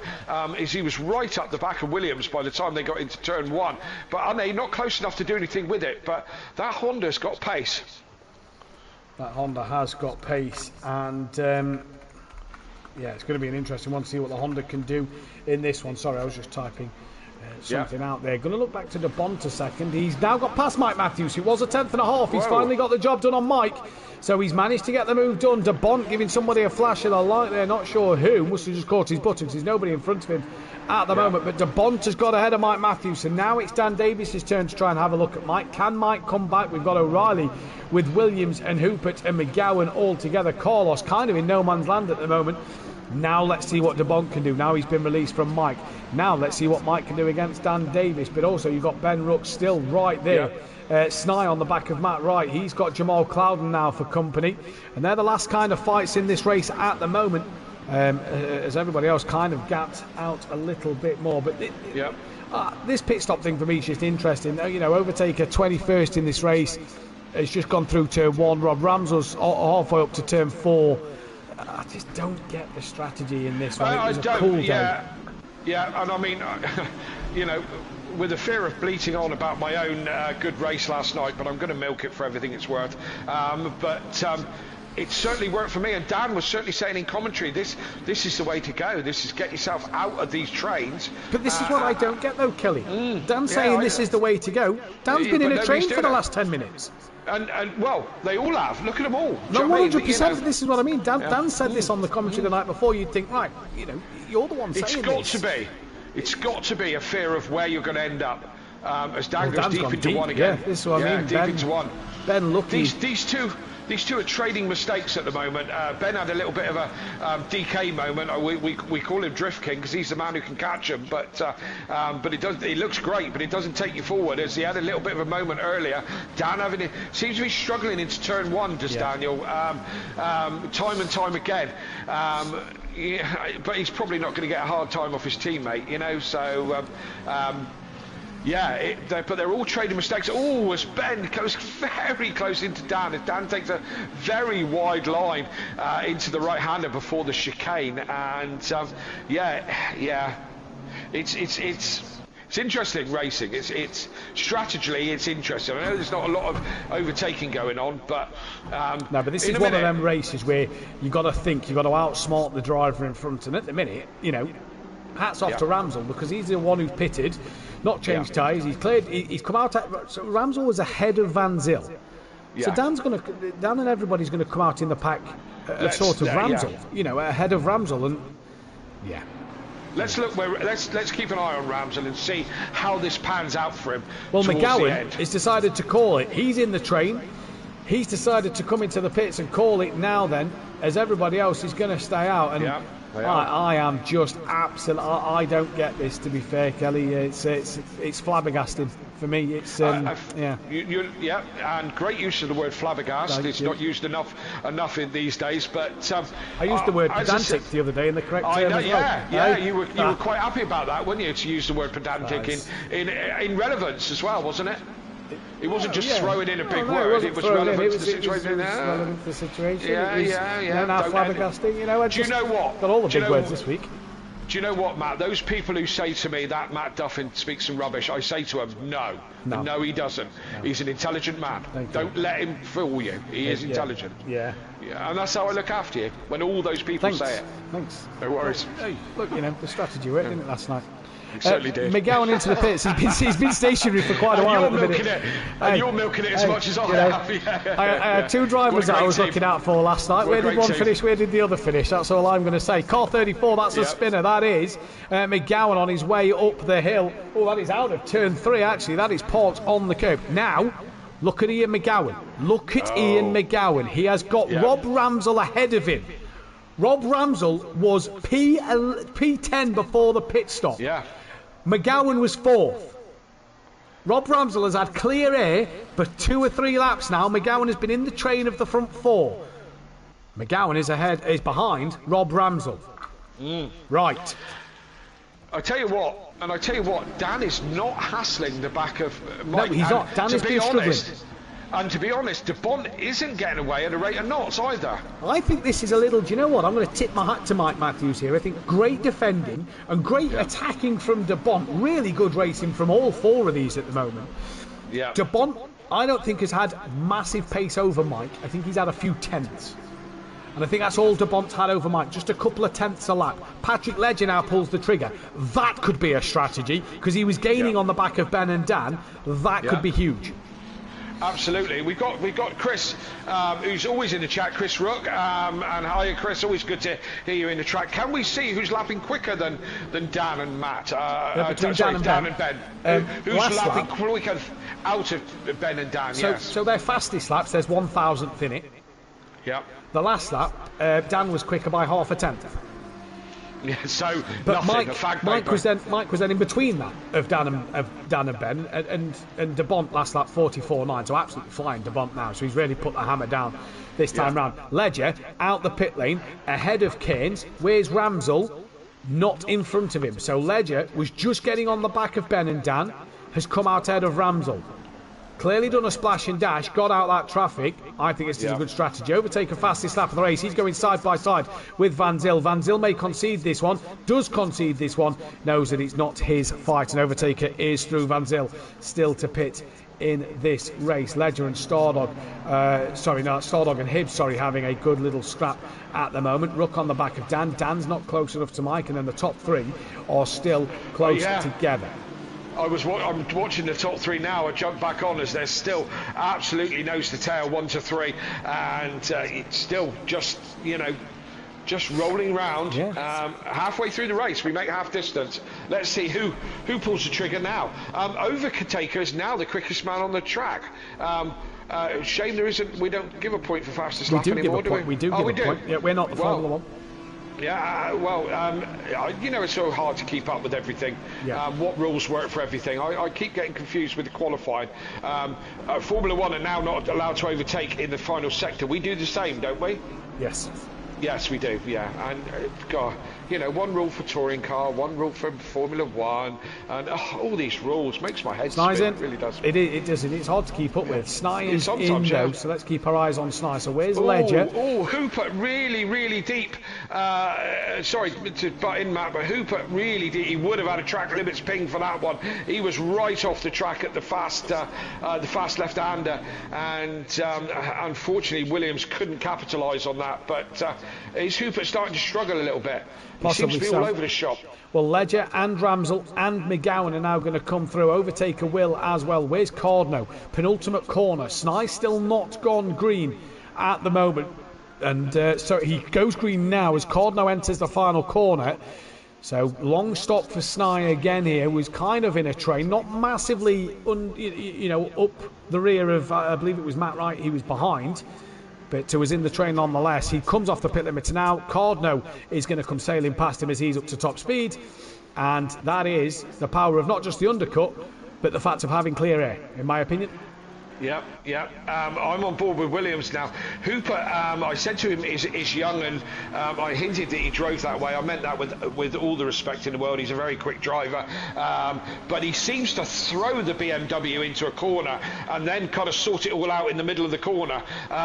Very, very quick, but seems to throw it to the apex, and then the back end just complains as he nails the power down. They're coming up behind a back marker. This might start to... Dan pulls out late on Mike, and he's missed turn 1. Mike's going to get the up and under. Dan Davis there, late on the brakes, Dale $8 short. Mike comes back through. Ben still couldn't capitalise. Dan was flashing the lights at Mike down the start-finish straight, just as you were saying about turn 1. Apologies, Kelly. Clouden and Smith now into the pits, but Dan again deep at turn 1, and Mike holds him off.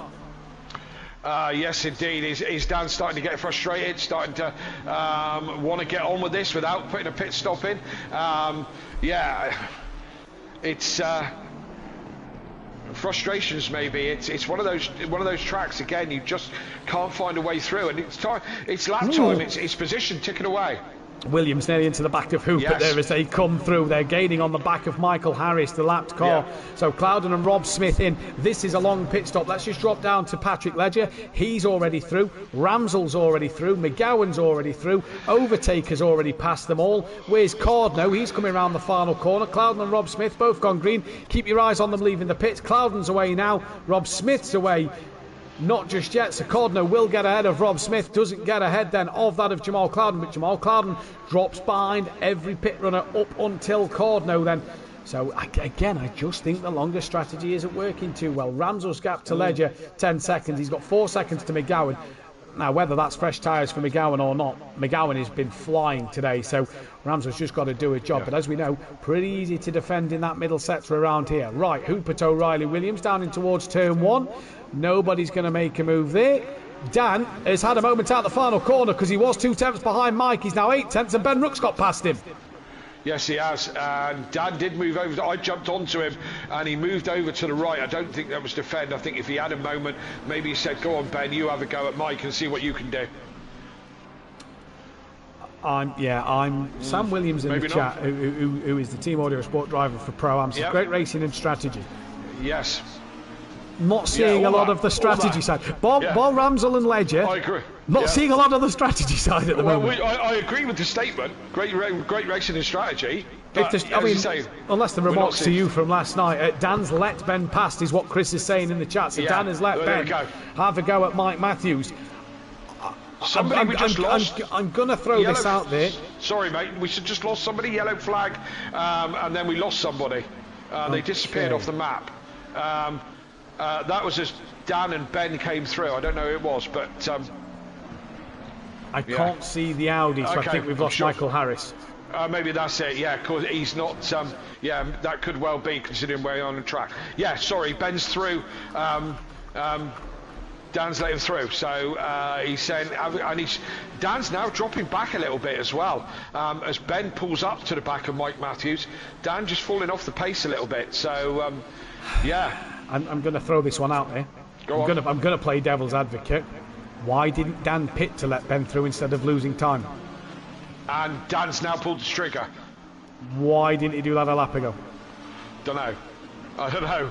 You know? Right, so this is going to be a good thing.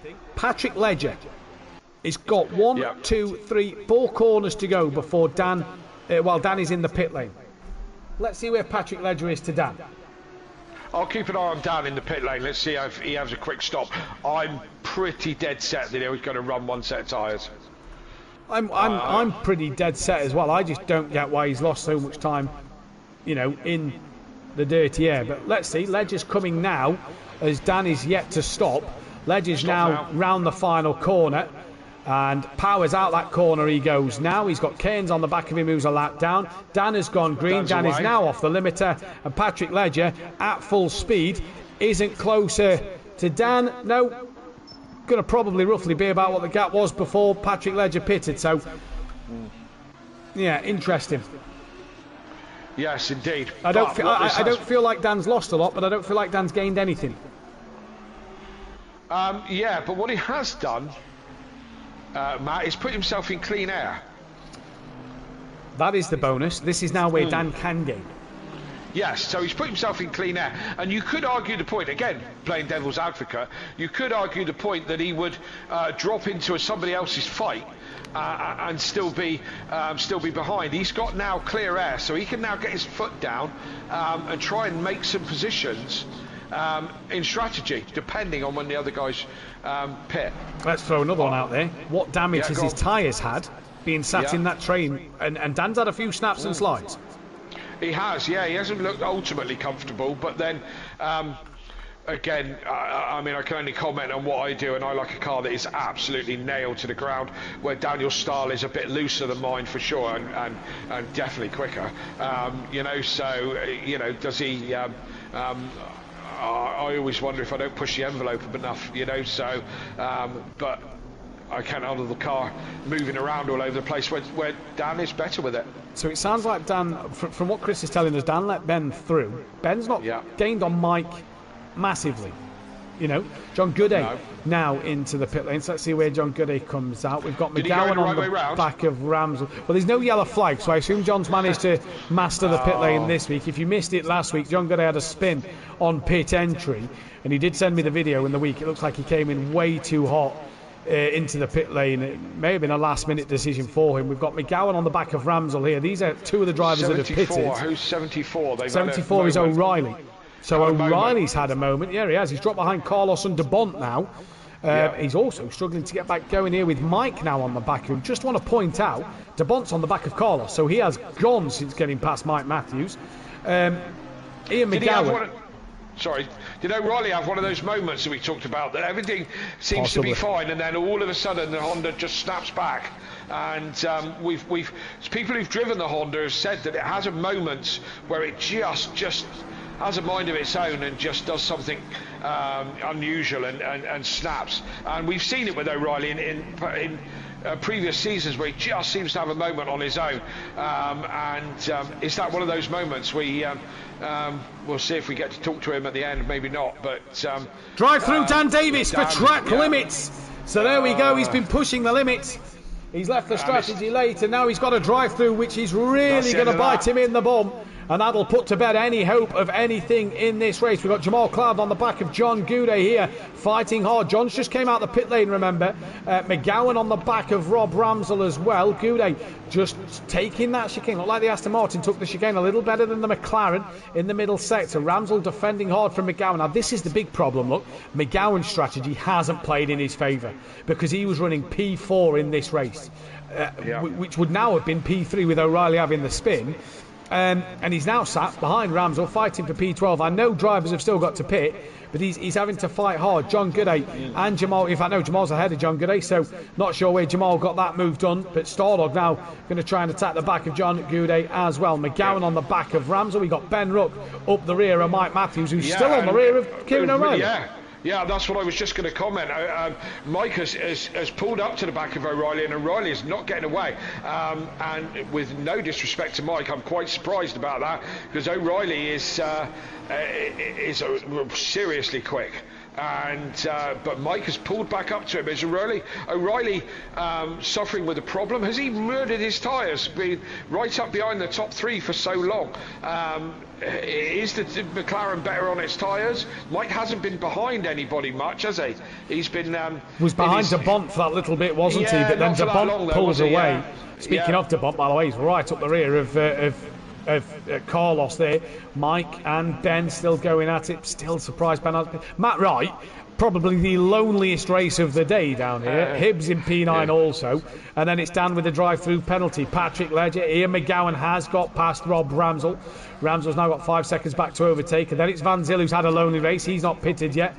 Jamal Clouden from John Gooday. Stardog getting close to John. Then it's Sny, Cardno, Rob Smith and Cairns Hayo. Obviously a retirement. We've lost Sully and O'Reilly as well. De Bont putting in a lot of pressure on Carlos at the moment. And De Bont has been so good today.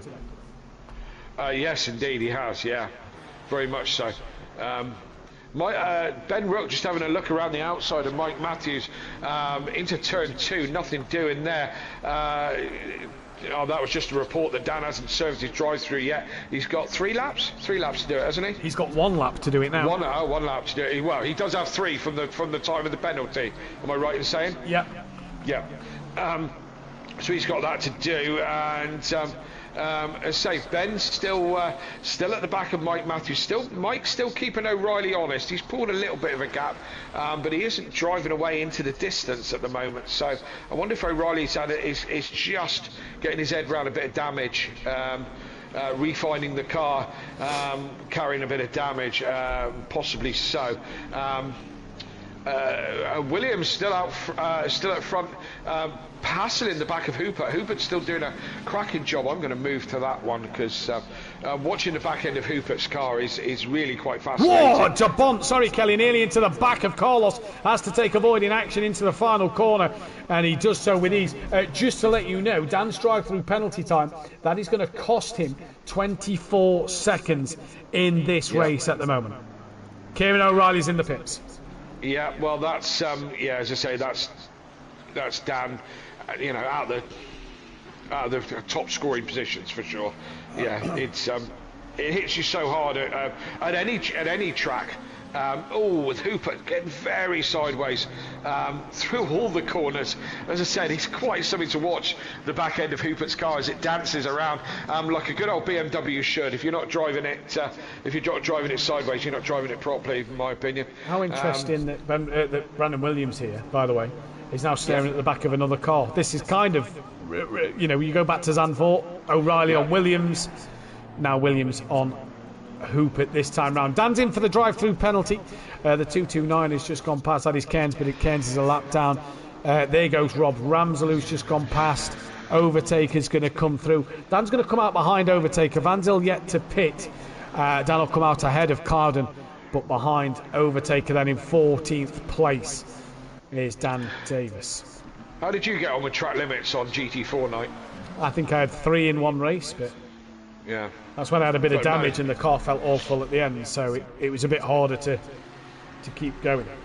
I had 2 in the feature race last night, and they came quite early. Hooper, wow, that was tricky.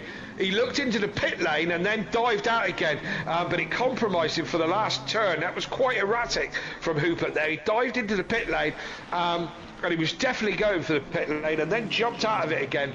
And I think it's a broken line, so I don't think it's any harm done. But he changed his mind, but it did compromise him out of the last corner. But Williams can't do anything about it.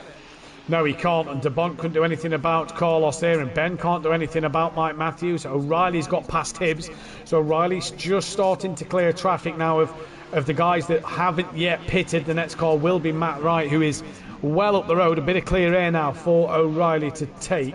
So this is just going to be interesting watching in this race. But Williams putting Hooper under pressure. Carlos coming under pressure from DeBont. Mike, who's been under pressure all race, really, let's be honest, he's coming under pressure this time from Ben Rook. And, this seems like this fight will carry on for the end of this race, because I don't think these two have got to worry about Dan. Yeah, absolutely.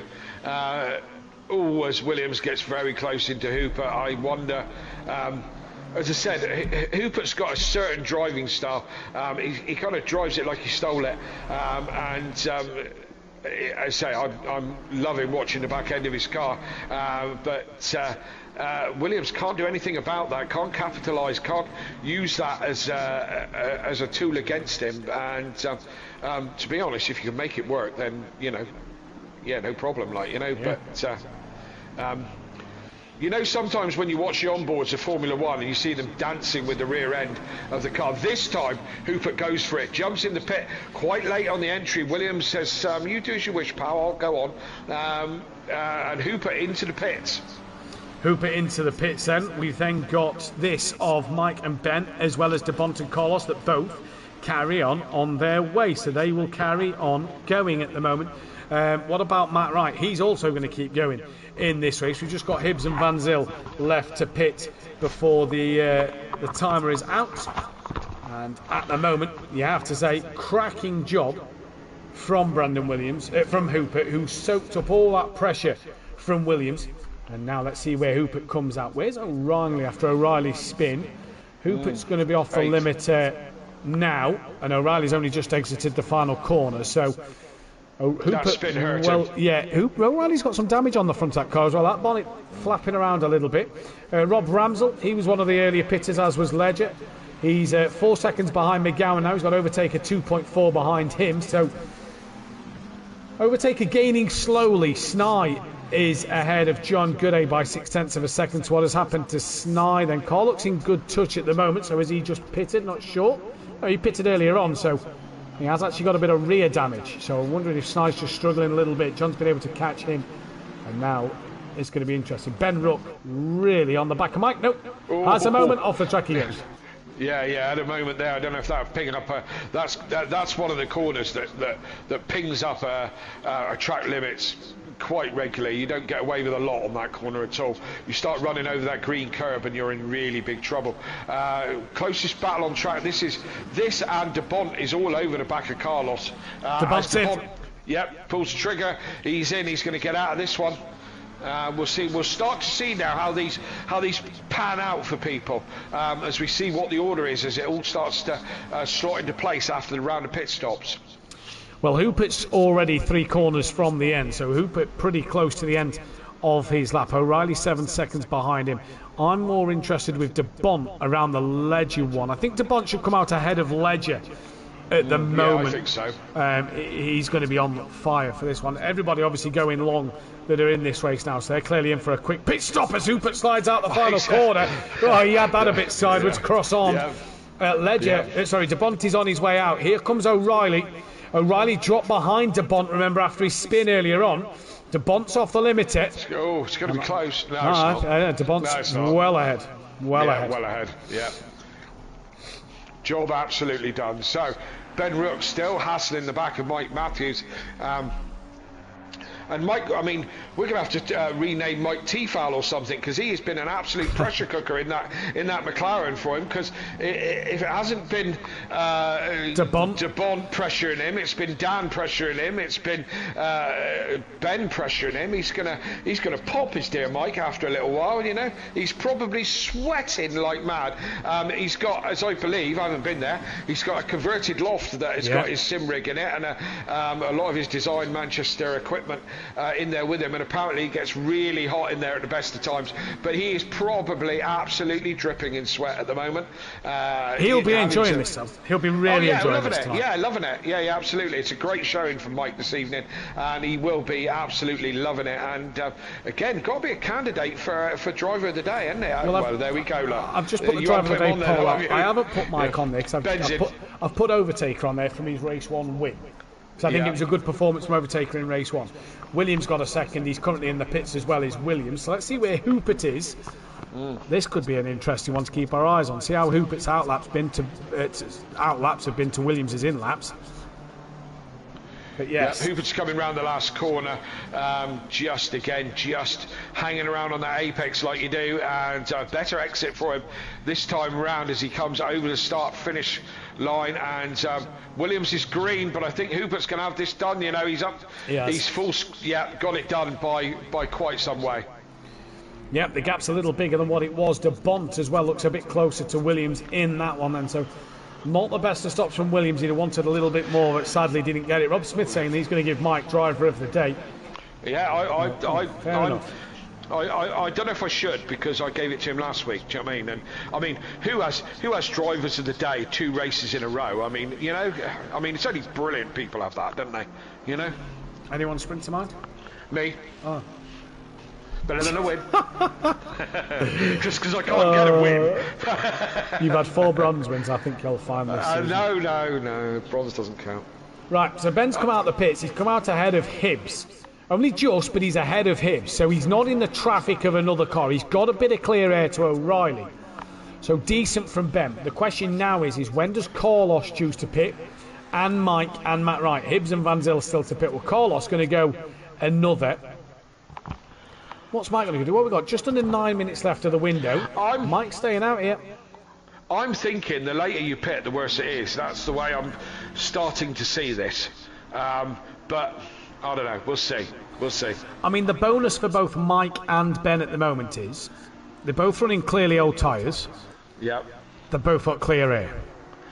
Yes, that they have. Drive-through penalty, Snai for track limit. So that is another one. That'll give Goudet, Rob Smith and a few others a couple of places there. Rob Smith saying that Kelly is a silver. He certainly should be. Matt Wright, if you're listening, no, he won't be because he's driving. He will be tomorrow. I feel need the ching-ching of silver, you know? I feel that it's time now. You know, the joke's gone on long enough. I mean, who put me there in the first place? Come on. Rob Ramsell now, the only car really coming under any pressure from Overtaker, fastest man on the circuit, or with the fastest lap, should I say. Yeah. Hibbs is in the pit, so this will put Ramsell up to 11th place at the moment. And Overtaker carrying on his way, just under a second to Ramsell. It's not like he's massively close. With that bit of damage, it could just be hurting him in this race. Dan in the background has got Clouden just over a second behind him. So Dan and Clouden could be coming back to blows again. They had a good battle at Catalonia last week. They'll be looking for a repeat of that. But this is Overtaker on Rob Ramsell. We've not seen much of Ramsell TV time, obviously, this season. He's not been at the sharp end, not been in the fights as much as he'd have liked last season in the Pro-Ams. This could be his best result. He had a cracking night here in the Ginettas. He had great pace in them. And he's done all right tonight. Yeah, absolutely solid, very solid, solid result, and he's driving well, driving very well. But he's going to be under pressure from the ex-champion Overtaker, who's just drawing him in bit by bit. 229 drive-through. That is Keynes, who's down in last with a drive-through penalty. Is that another one? Yeah. That'll help Van Zyl out. Van Zyl's still got a pit. He is going the distance here is Van Zyl. Mike Mathews in, so let's go to Ben Rook. We'll keep our eyes on the Ramsell Overtaker gap as well as Clouden and Davies gap. But Ben Rook, penultimate corner now. Mike got to hit his boxes, got to get out of his box well. Yeah, he had another car in his light sign like that. It looked like he rolled back a little bit there as I was trying to muddle my words about. Looked like he rolled back a bit. I think he might have missed his marks a little bit. I think Ben's going to get him, and I think Patrick Ledger might get him. Mike is off the limiter now. Ben is 100% going to get him. Mike is now not yet off the pit limiter. He's off the limiter now. This could be close with Patrick Ledger. You know, Ben has jumped him. Here comes Patrick Ledger to the outside of Mike Mathews. They're dead side by side. Mike goes deep, and that's going to allow Patrick Ledger through. Tried to outbrake Ledger, didn't work. And Ledger up another spot. So Mike Mathews, I think you might have been right with him missing his marks if his car has rolled backward. Down to Davies and Clouden though, because Overtaker's lost time to Ramsell. Clouden all over the back of Dan Davies. Absolutely, and these two are friends. These two are friends off track, as we all are with Jamal. He's a great character, really funny, and a great little racer as well. And he does like to beat Dan. Dan does get in his head a little bit, and he does like to beat him. So from Clouden's earlier disappointments in this race, he will be loving gaining up on the back of the 10 times champion. They've had many fights in the past of these two, and it's going to be interesting to keep our eyes on Overtaker and Ramsell. That's 7/10 of a second, but Dan versus Clouden. We've got Mike versus Ledger as well, with McGowan in there. And McGowan's strategy today, you have to say, worst strategy of the day was running P4, a net P4, and he's down in 10th place at the moment. Still 2 calls to pit, but poor strategy for him. Overtaker trying to gain on Ramsell, and Clouden pretty much smelling the exhaust pipe of Dan Davis's Lamborghini. Yeah, he just got a face full of overrun as the flames come out the back of that Lamborghini. Clouden looking very, very racy, and sending it to Dan, that's for sure. Ben also missed his box. He had to drive through a cat. Okay, well, car. I was going to say, where was the cat to? Right, Ledger down the start straight, blocks the middle of the road. McGowan then looks to the inside of Mike. Mike then thinks, right, I'm going to have a late move to the inside of Ledger, and they all move left, and nobody does anything, and we stay as we were. So it's pretty pointless that from everybody there. But Mike gets a better run than Ledger out the corner, looking to the outside of turn 2. If you can keep it around the outside, you'll have that inside line for 3. Keep it as tight as you can to Ledger. It's does hard, so very hard. He keeps the nose here, though. That's a great move from Mike Mathews. Up the inside for Ledger. Ledger's coming back. McGowan tapped the rear of Mike Mathews. Ledger's still there. This is going to be very tight up through turn 4. Mike and Ledger just touch a little bit. Pushes him up. And spins into McGowan. I thought that McGowan was going to nab those two cleanly, but unfortunately it just all went a little bit wrong there, and I may rethink my driver of the day. Because it's an audio sport car, or just in general? A bit of both. Sorry, Mike. It was bloody brilliant up until about a lap ago, you know, and then yeah, it's all kind of turned quite sour. But well, yeah. Now Ledger's gone from defending Mike and McGowan to defending Ramsell and Overtaker. Cloudon's got past Dan just as we go to it. Cloudon was just completing the move on Dan Davis, so Cloudon through on Dan. So that is another move for the Cloud9 driver there, and he moves up into P13. Yeah. Where did he get that done? That was a unusual place. It must have opened up for him or something. I don't see where he got that. He got that done in quite a fast section by the looks of it. Yeah, I'm wondering if Dan just had another one of them twitches that just put him offline, and Cloudon's not a driver that's going to need a second invitation, is he? We've got John Gooday on the back, or he was on the back of Rob Smith. It says it was 2 tenths. It's not anymore as we check that one out. McGowan now on the back of Mike. So Mike's defending yet again. Ramsell now attacking the back of Ledger. Ledger will have a bit of damage from that contact with Mike and the wall. So Ramsell could feel an opportunity here of maybe if he can get clear of Ledger and put a car between himself and Overtake, that'll be Ramsell in the top 10 as well. Yes, indeed. Williams has finally caught up to the back of Hooper again. It took him a little while. He wasn't really gaining on the back of Hooper, but he's right there again now in the half a second. And I'm staring at the back of that BMW as we're getting towards the sharp end. 6.5, nearly 7 minutes left of this race. You know who's worth a shout for driver of the day as well? Is DeBont. Cracking second race. Yeah. Absolutely. Do you know what? There's a few who are worthy of it tonight, that's for sure. But not many votes in the chat for it either, so people not voted. Carlos is in. Matt Wright, where's Matt Wright? The 10, the number 10's had a spin. That is Overtaker. He's got huge damage. Ramsell's still going, and Ledger as well. So Ledger and Overtaker, Taker's flashing the lights, but Cloudon and Dan have both got past the pair of them. Yeah. Matt Wright also in. My driver of the day is changing by the lap at the moment. Overtaker's out of it, Mike's out of it. Yeah, it's changing as we go. As the mistakes start to happen towards the end, Matt, it's tyres getting a little bit tardy now, as DeBont is now starting to reel in Williams and Hooper. Yeah, so we're getting another three-way kind of battle towards the end, just not with O'Reilly this time. DeBont looking like a great candidate for my driver of the day. By the way, oh no, Carlos is there. Sorry, I thought Ben had jumped Carlos then. Where's Matt Wright? No, Matt Wright's behind McGowan and no, it's not updated yet. He's behind McGowan and Mike. And he's actually got Rob Ramsell, so he's just had a Ramsell. P9 is Matt Wright, so Rob's now P10. Cloudon's 5 seconds behind Ramsell, so top job from Ramsell at the minute. Rob Smith's on the back of Hibbs so far, and they have come past Van Zyl, so Van Zyl's leaving the pit lane now. Gooday's gone through, Cardno has, Stardog has, Snai may get him, may not. So the pit window closes. McGowan 2 attempts the back of Mike. Three-way fight for the lead with 5 minutes to go. Yeah, my driver of the day maybe needs to be Matt Wright. I feel the ching of silver. Yeah, maybe Matt Wright needs to get it. I'm feeling. Oh no, I did put DeBont on driver of the day. Actually, I'm feeling DeBont or Williams, to be fair. I'm actually liking Hooper, so that probably means he's going to drop it in a minute. Well, he was running well, wasn't he, before the disconnection in race 1? So. He was, and I just think, as I say, I think he's controlled the race perfectly.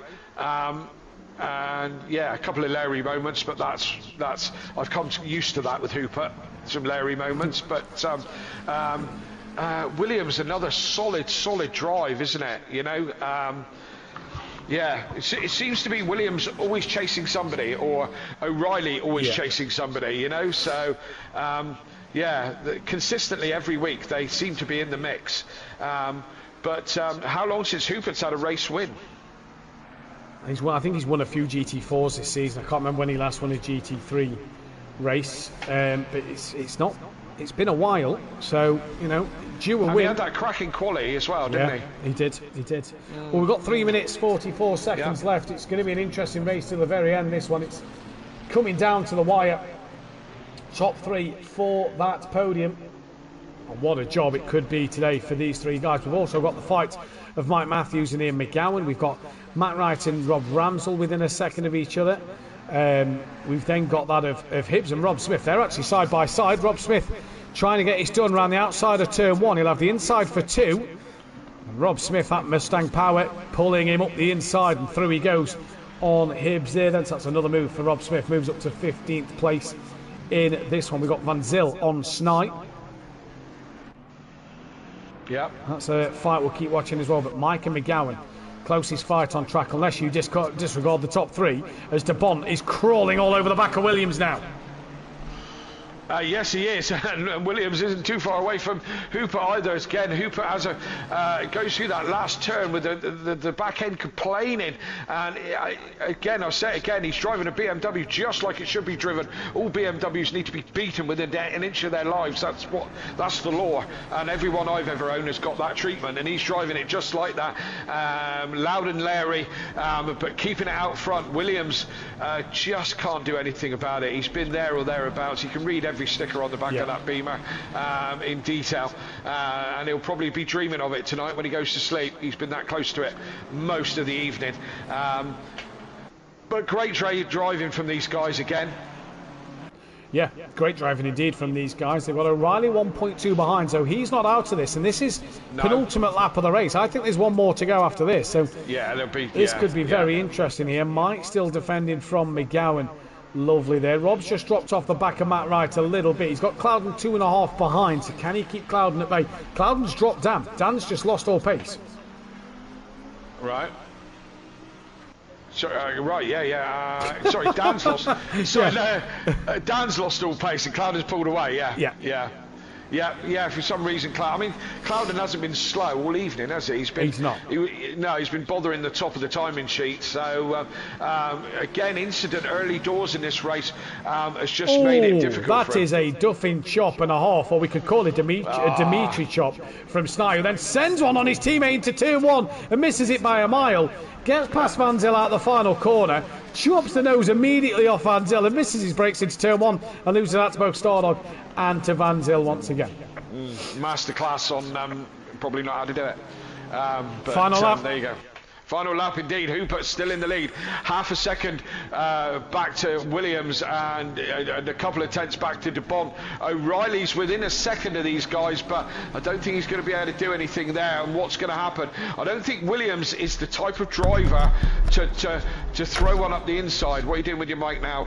Fell off the stand again. Fell off. He does that quite a lot. I don't think Williams is one of those drivers, Matt, who's going to have a last-minute lunge.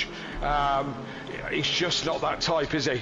I'd agree with you there, Kelly. I don't think Williams is going to be close enough, really. He's got one chance. The 229 has had a spin. I think that's Keynes who's had a moment. He's currently off the circuit. He'll be going momentarily. He may want to drop a lap down so that his race can finish a lap early, as these are all coming through. Bit of a wiggle from Williams here on the back of Hooper now. We are 4 for the lead here after 70 minutes. We are 4 for the lead. The timer is ran out, so 70 minutes done, and this is fantastic. I think Hooper's hung on to this. I think he's got this under control, and I think he might have had this under control from lap 1, really. Williams has not been able to do anything about it. Williams is consistent as the day is long. He's been there or thereabouts all the way through the race, but he just can't. Hungaroring, he just can't find a way through. As Hooper does go quite deep on the last hairpin there, quite deep, but I don't think it's going to be that Williams could do anything about it. Hooper comes around the last corner for the last time. He's going to come across the line for a cracking win under plenty of pressure. It's going to be Hooper wiggling around. He knows it. Williams with another brilliant second place, and De Bont with an awesome third. Kieran O'Reilly comes back up and almost gets back there after his kind of mistakes of earlier on. He's going to come in fourth. Carlos has come across the line. He's in 5th. Ben Rook is in 6th. Mathews with a strong drive. He'll be pleased with that. And gold winner in 7th place. McGowan comes across the line in 8th. Matt Wright with another strong race as well. Great race from Matt with that solid 9th place. Rob Ramsell, good strategy for Rob this evening, makes his way to the top 10. Clouden with what could have been, Dan with what could have been, Overtaker with what could have been. Those guys all missing out early doors, and you know, they had pace, but they dropped back into the pack, and you can't do a lot. Overtaker is going to come across the line and take P12 and the fastest lap of the race. Then we're waiting for Ledger. Ledger's across the line, he's done. Rob Smith's done. Hibbs just comes over the line. John Gooday is your man in 16th. He's going to go across the line. Cardo coming around the final corner, gets the power down. He's going to be your 17th place man. Stardog again now comes up to the last corner. A bit of his bonnet flapping a little bit, but he's still there in the Mustang. He's going to come home, bring it home 18th place. Van Zyl probably could have done with a better result. Drove well tonight. He comes in 19th with a flash of the lights. Sai is going to come around the final corner. Is going to be your last guy to come across the line. Carnes has already taken the checkered flag in 21st position, and Harris is your 23rd, and Sully, 25 laps to go, is out, plus 28 laps for Hey-Ho in 25th position, and that's how they finish. Yep, that is how they finish in this race. So a good drive there from everybody, an interesting night's worth of racing, as we've got Cardno down in 18th. Say thank you to Chris for saying great nights again, brilliant comms. You know, what can we say? This is Supreme Dream Team. We've got this dialed, my friend, but it's easy to commentate on good racing, very easy. So it all comes very naturally when the racing is that good. And just to go back up the things and mention Rob Smith, sorry about that. I keep stealing him and Benny's bronze wins. I really am trying to rectify that for my next race.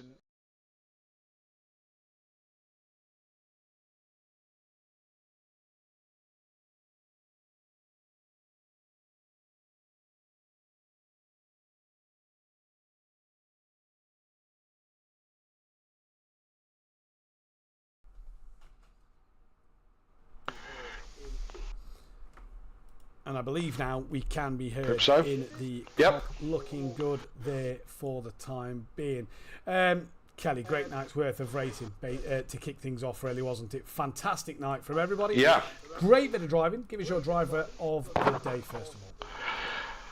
And there's been many candidates for this one. I've got to have an honourable mention to Mike Mathews. I'm not going to give it to him, but I am going to give him an honourable mention. I think he defended absolutely brilliant for so many laps. Also, who else was in the running? Brandon Williams, again, right there and thereabouts. As the day is long, great drive from him. But for me, I'm going to give it to Hooper. I was loving his style tonight. He was quickest in qualifying, managed the race with huge pressure from Williams, and Hooper for me. Hooper for yourself. I'm going to go the way of Williams. 2 second places, brilliant drive, great patience. Yep. But honourable mention to Mike, like you said. Hooper overtaken for race one. A few drivers up and down the grid. I believe we've got Williams in for a chat. We can speak with Williams now. Brandon, second places tonight, really. Tough place to overtake, and you just didn't quite have the edge to get past. Yeah, as I just said, this track needs to be like 2 meters wider, because I just couldn't find a place to go through. So yeah, big ups to Hooper there. He defended it really well, and yeah, it was a good race. Yeah, it was a great race. Are you going to have Sorry, go on, Kelly. Sorry, Matt. Are you going to have nightmares about the back of that BMW tonight? A bit. I know I had 2 chances, and I missed them both. And yeah. Where were they? Keep thinking about turn 1 and at the chicane. I had 2 good sniffs there. I just had to be, I don't know, maybe a bit more aggressive. But yeah, difficult round there. Yeah. Yeah, gentleman sport. Yeah, a great drive from yourself, Matt. Yeah, pretty much what I was going to ask. Where was your any opportunities that you could have there? Difficult circuit, difficult night. Championship starting to sort of come into play. Obviously, Silf and Torlock missing tonight. Torlock, we're not sure when we'll be back with the hand injury. So, really, you could take a bit of advantage while they're away. Oh no, for sure. And just a shout out to Torlock there. I know he broke his hand, so I hope he recovers soon. It's not nice to be gaining places when someone's injured. Yeah, I'll take advantage of it. Yeah, I think I'd have been strong whether they were here or not, but obviously we don't know. But yeah, I'll take anything I can. P3 in the first race and P2 now. Yeah, I think it's a decent night. We move on to Misano next week. Completely different circuit, wide enough for a few moves, but bit of a motorbike circuit. What can we expect to do around there? Tricky one with the Merc. I know I suffer with tire dig there, but it should be competitive. I'll put in the work. I know the Ferraris and McLarens will be back, so that's going to be interesting. But yeah, I'll do my best as always and prepare. Well, congratulations tonight, Brandon. Absolutely. We'll see you next time. Thanks, guys. Cheers. Congratulations. Being joined as well by Overtaker, a race 1 winner. We can speak with Overtaker, which feels like we've not really spoke to you for quite a time. Some time. Finally got a win on your back, off of the back, Overtaker. Yeah, it's been a bit of time, hasn't it, since we've been able to speak to you? Yeah, it's a half win, let's say it like that, because it's a reverse grid one. So, but I'll take it anyway. It was neatly done for me, done the job in turn 1, so that was it actually. Yeah, you seem to get the better of the starts, managed to creep ahead of Sully. He was caught napping in his box, it seemed, whereas you was more alert to being at the sharp end of your grid box, if you will, or the little icon that comes on your screen. That's really kind of where you won it, wasn't it? You got the start, you got away, you did exactly what you needed to do. Yeah, because I know this track is terrible for driving behind someone. It's hard to pass, and with a lot of corners that follow quickly, you're going to lose a lot of time fighting someone who's maybe not as fast as you. So I was a bit risky maybe at the start, maybe risking the drive-through, but I knew I had to do it at lap 1, so I managed to do it, and that was just clean racing till the finish flag. Absolutely.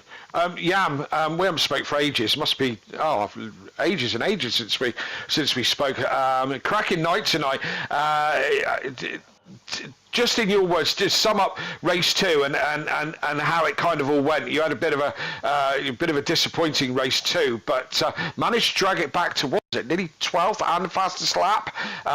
Just give us a few words on that second race. What kind of pros, what rocked and sucked in that race for you?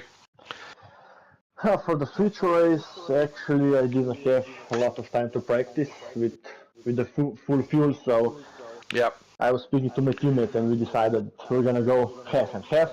Even though I know probably it's not the fastest one, but I just thought with my rears and being on the pad, I thought I was gonna struggle a lot more. So I managed to actually do a pretty decent qualifying, being inside of the MSA boys, but yeah. Like you said, I was a bit ambitious into turn 1.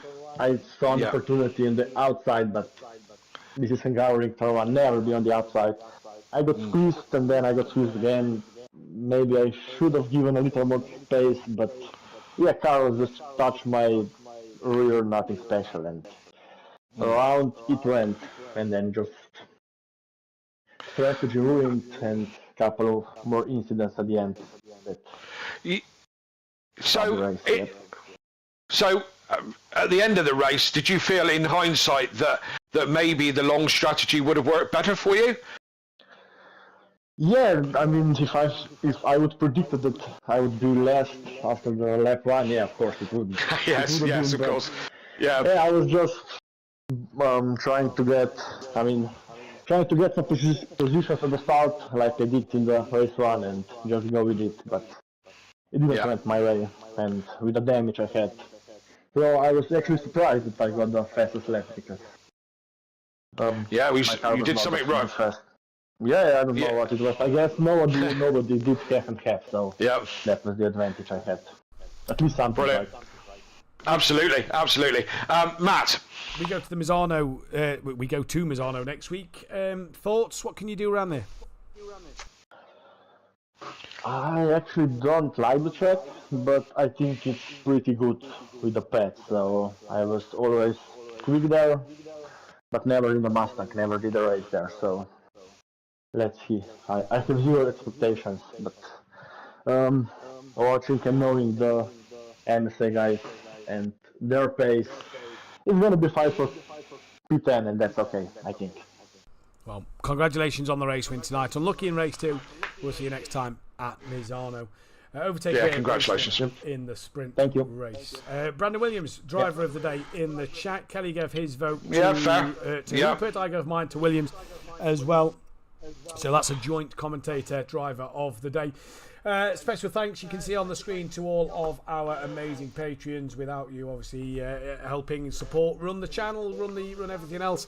It really does mean a lot. If you want to become a patron, our link is on the Discord. Just join in there to become a patron, as well as go to our description and check out Audio Sport and Design Manchester, our two fantastic sponsors. Links are in the description to Facebook pages and websites as well.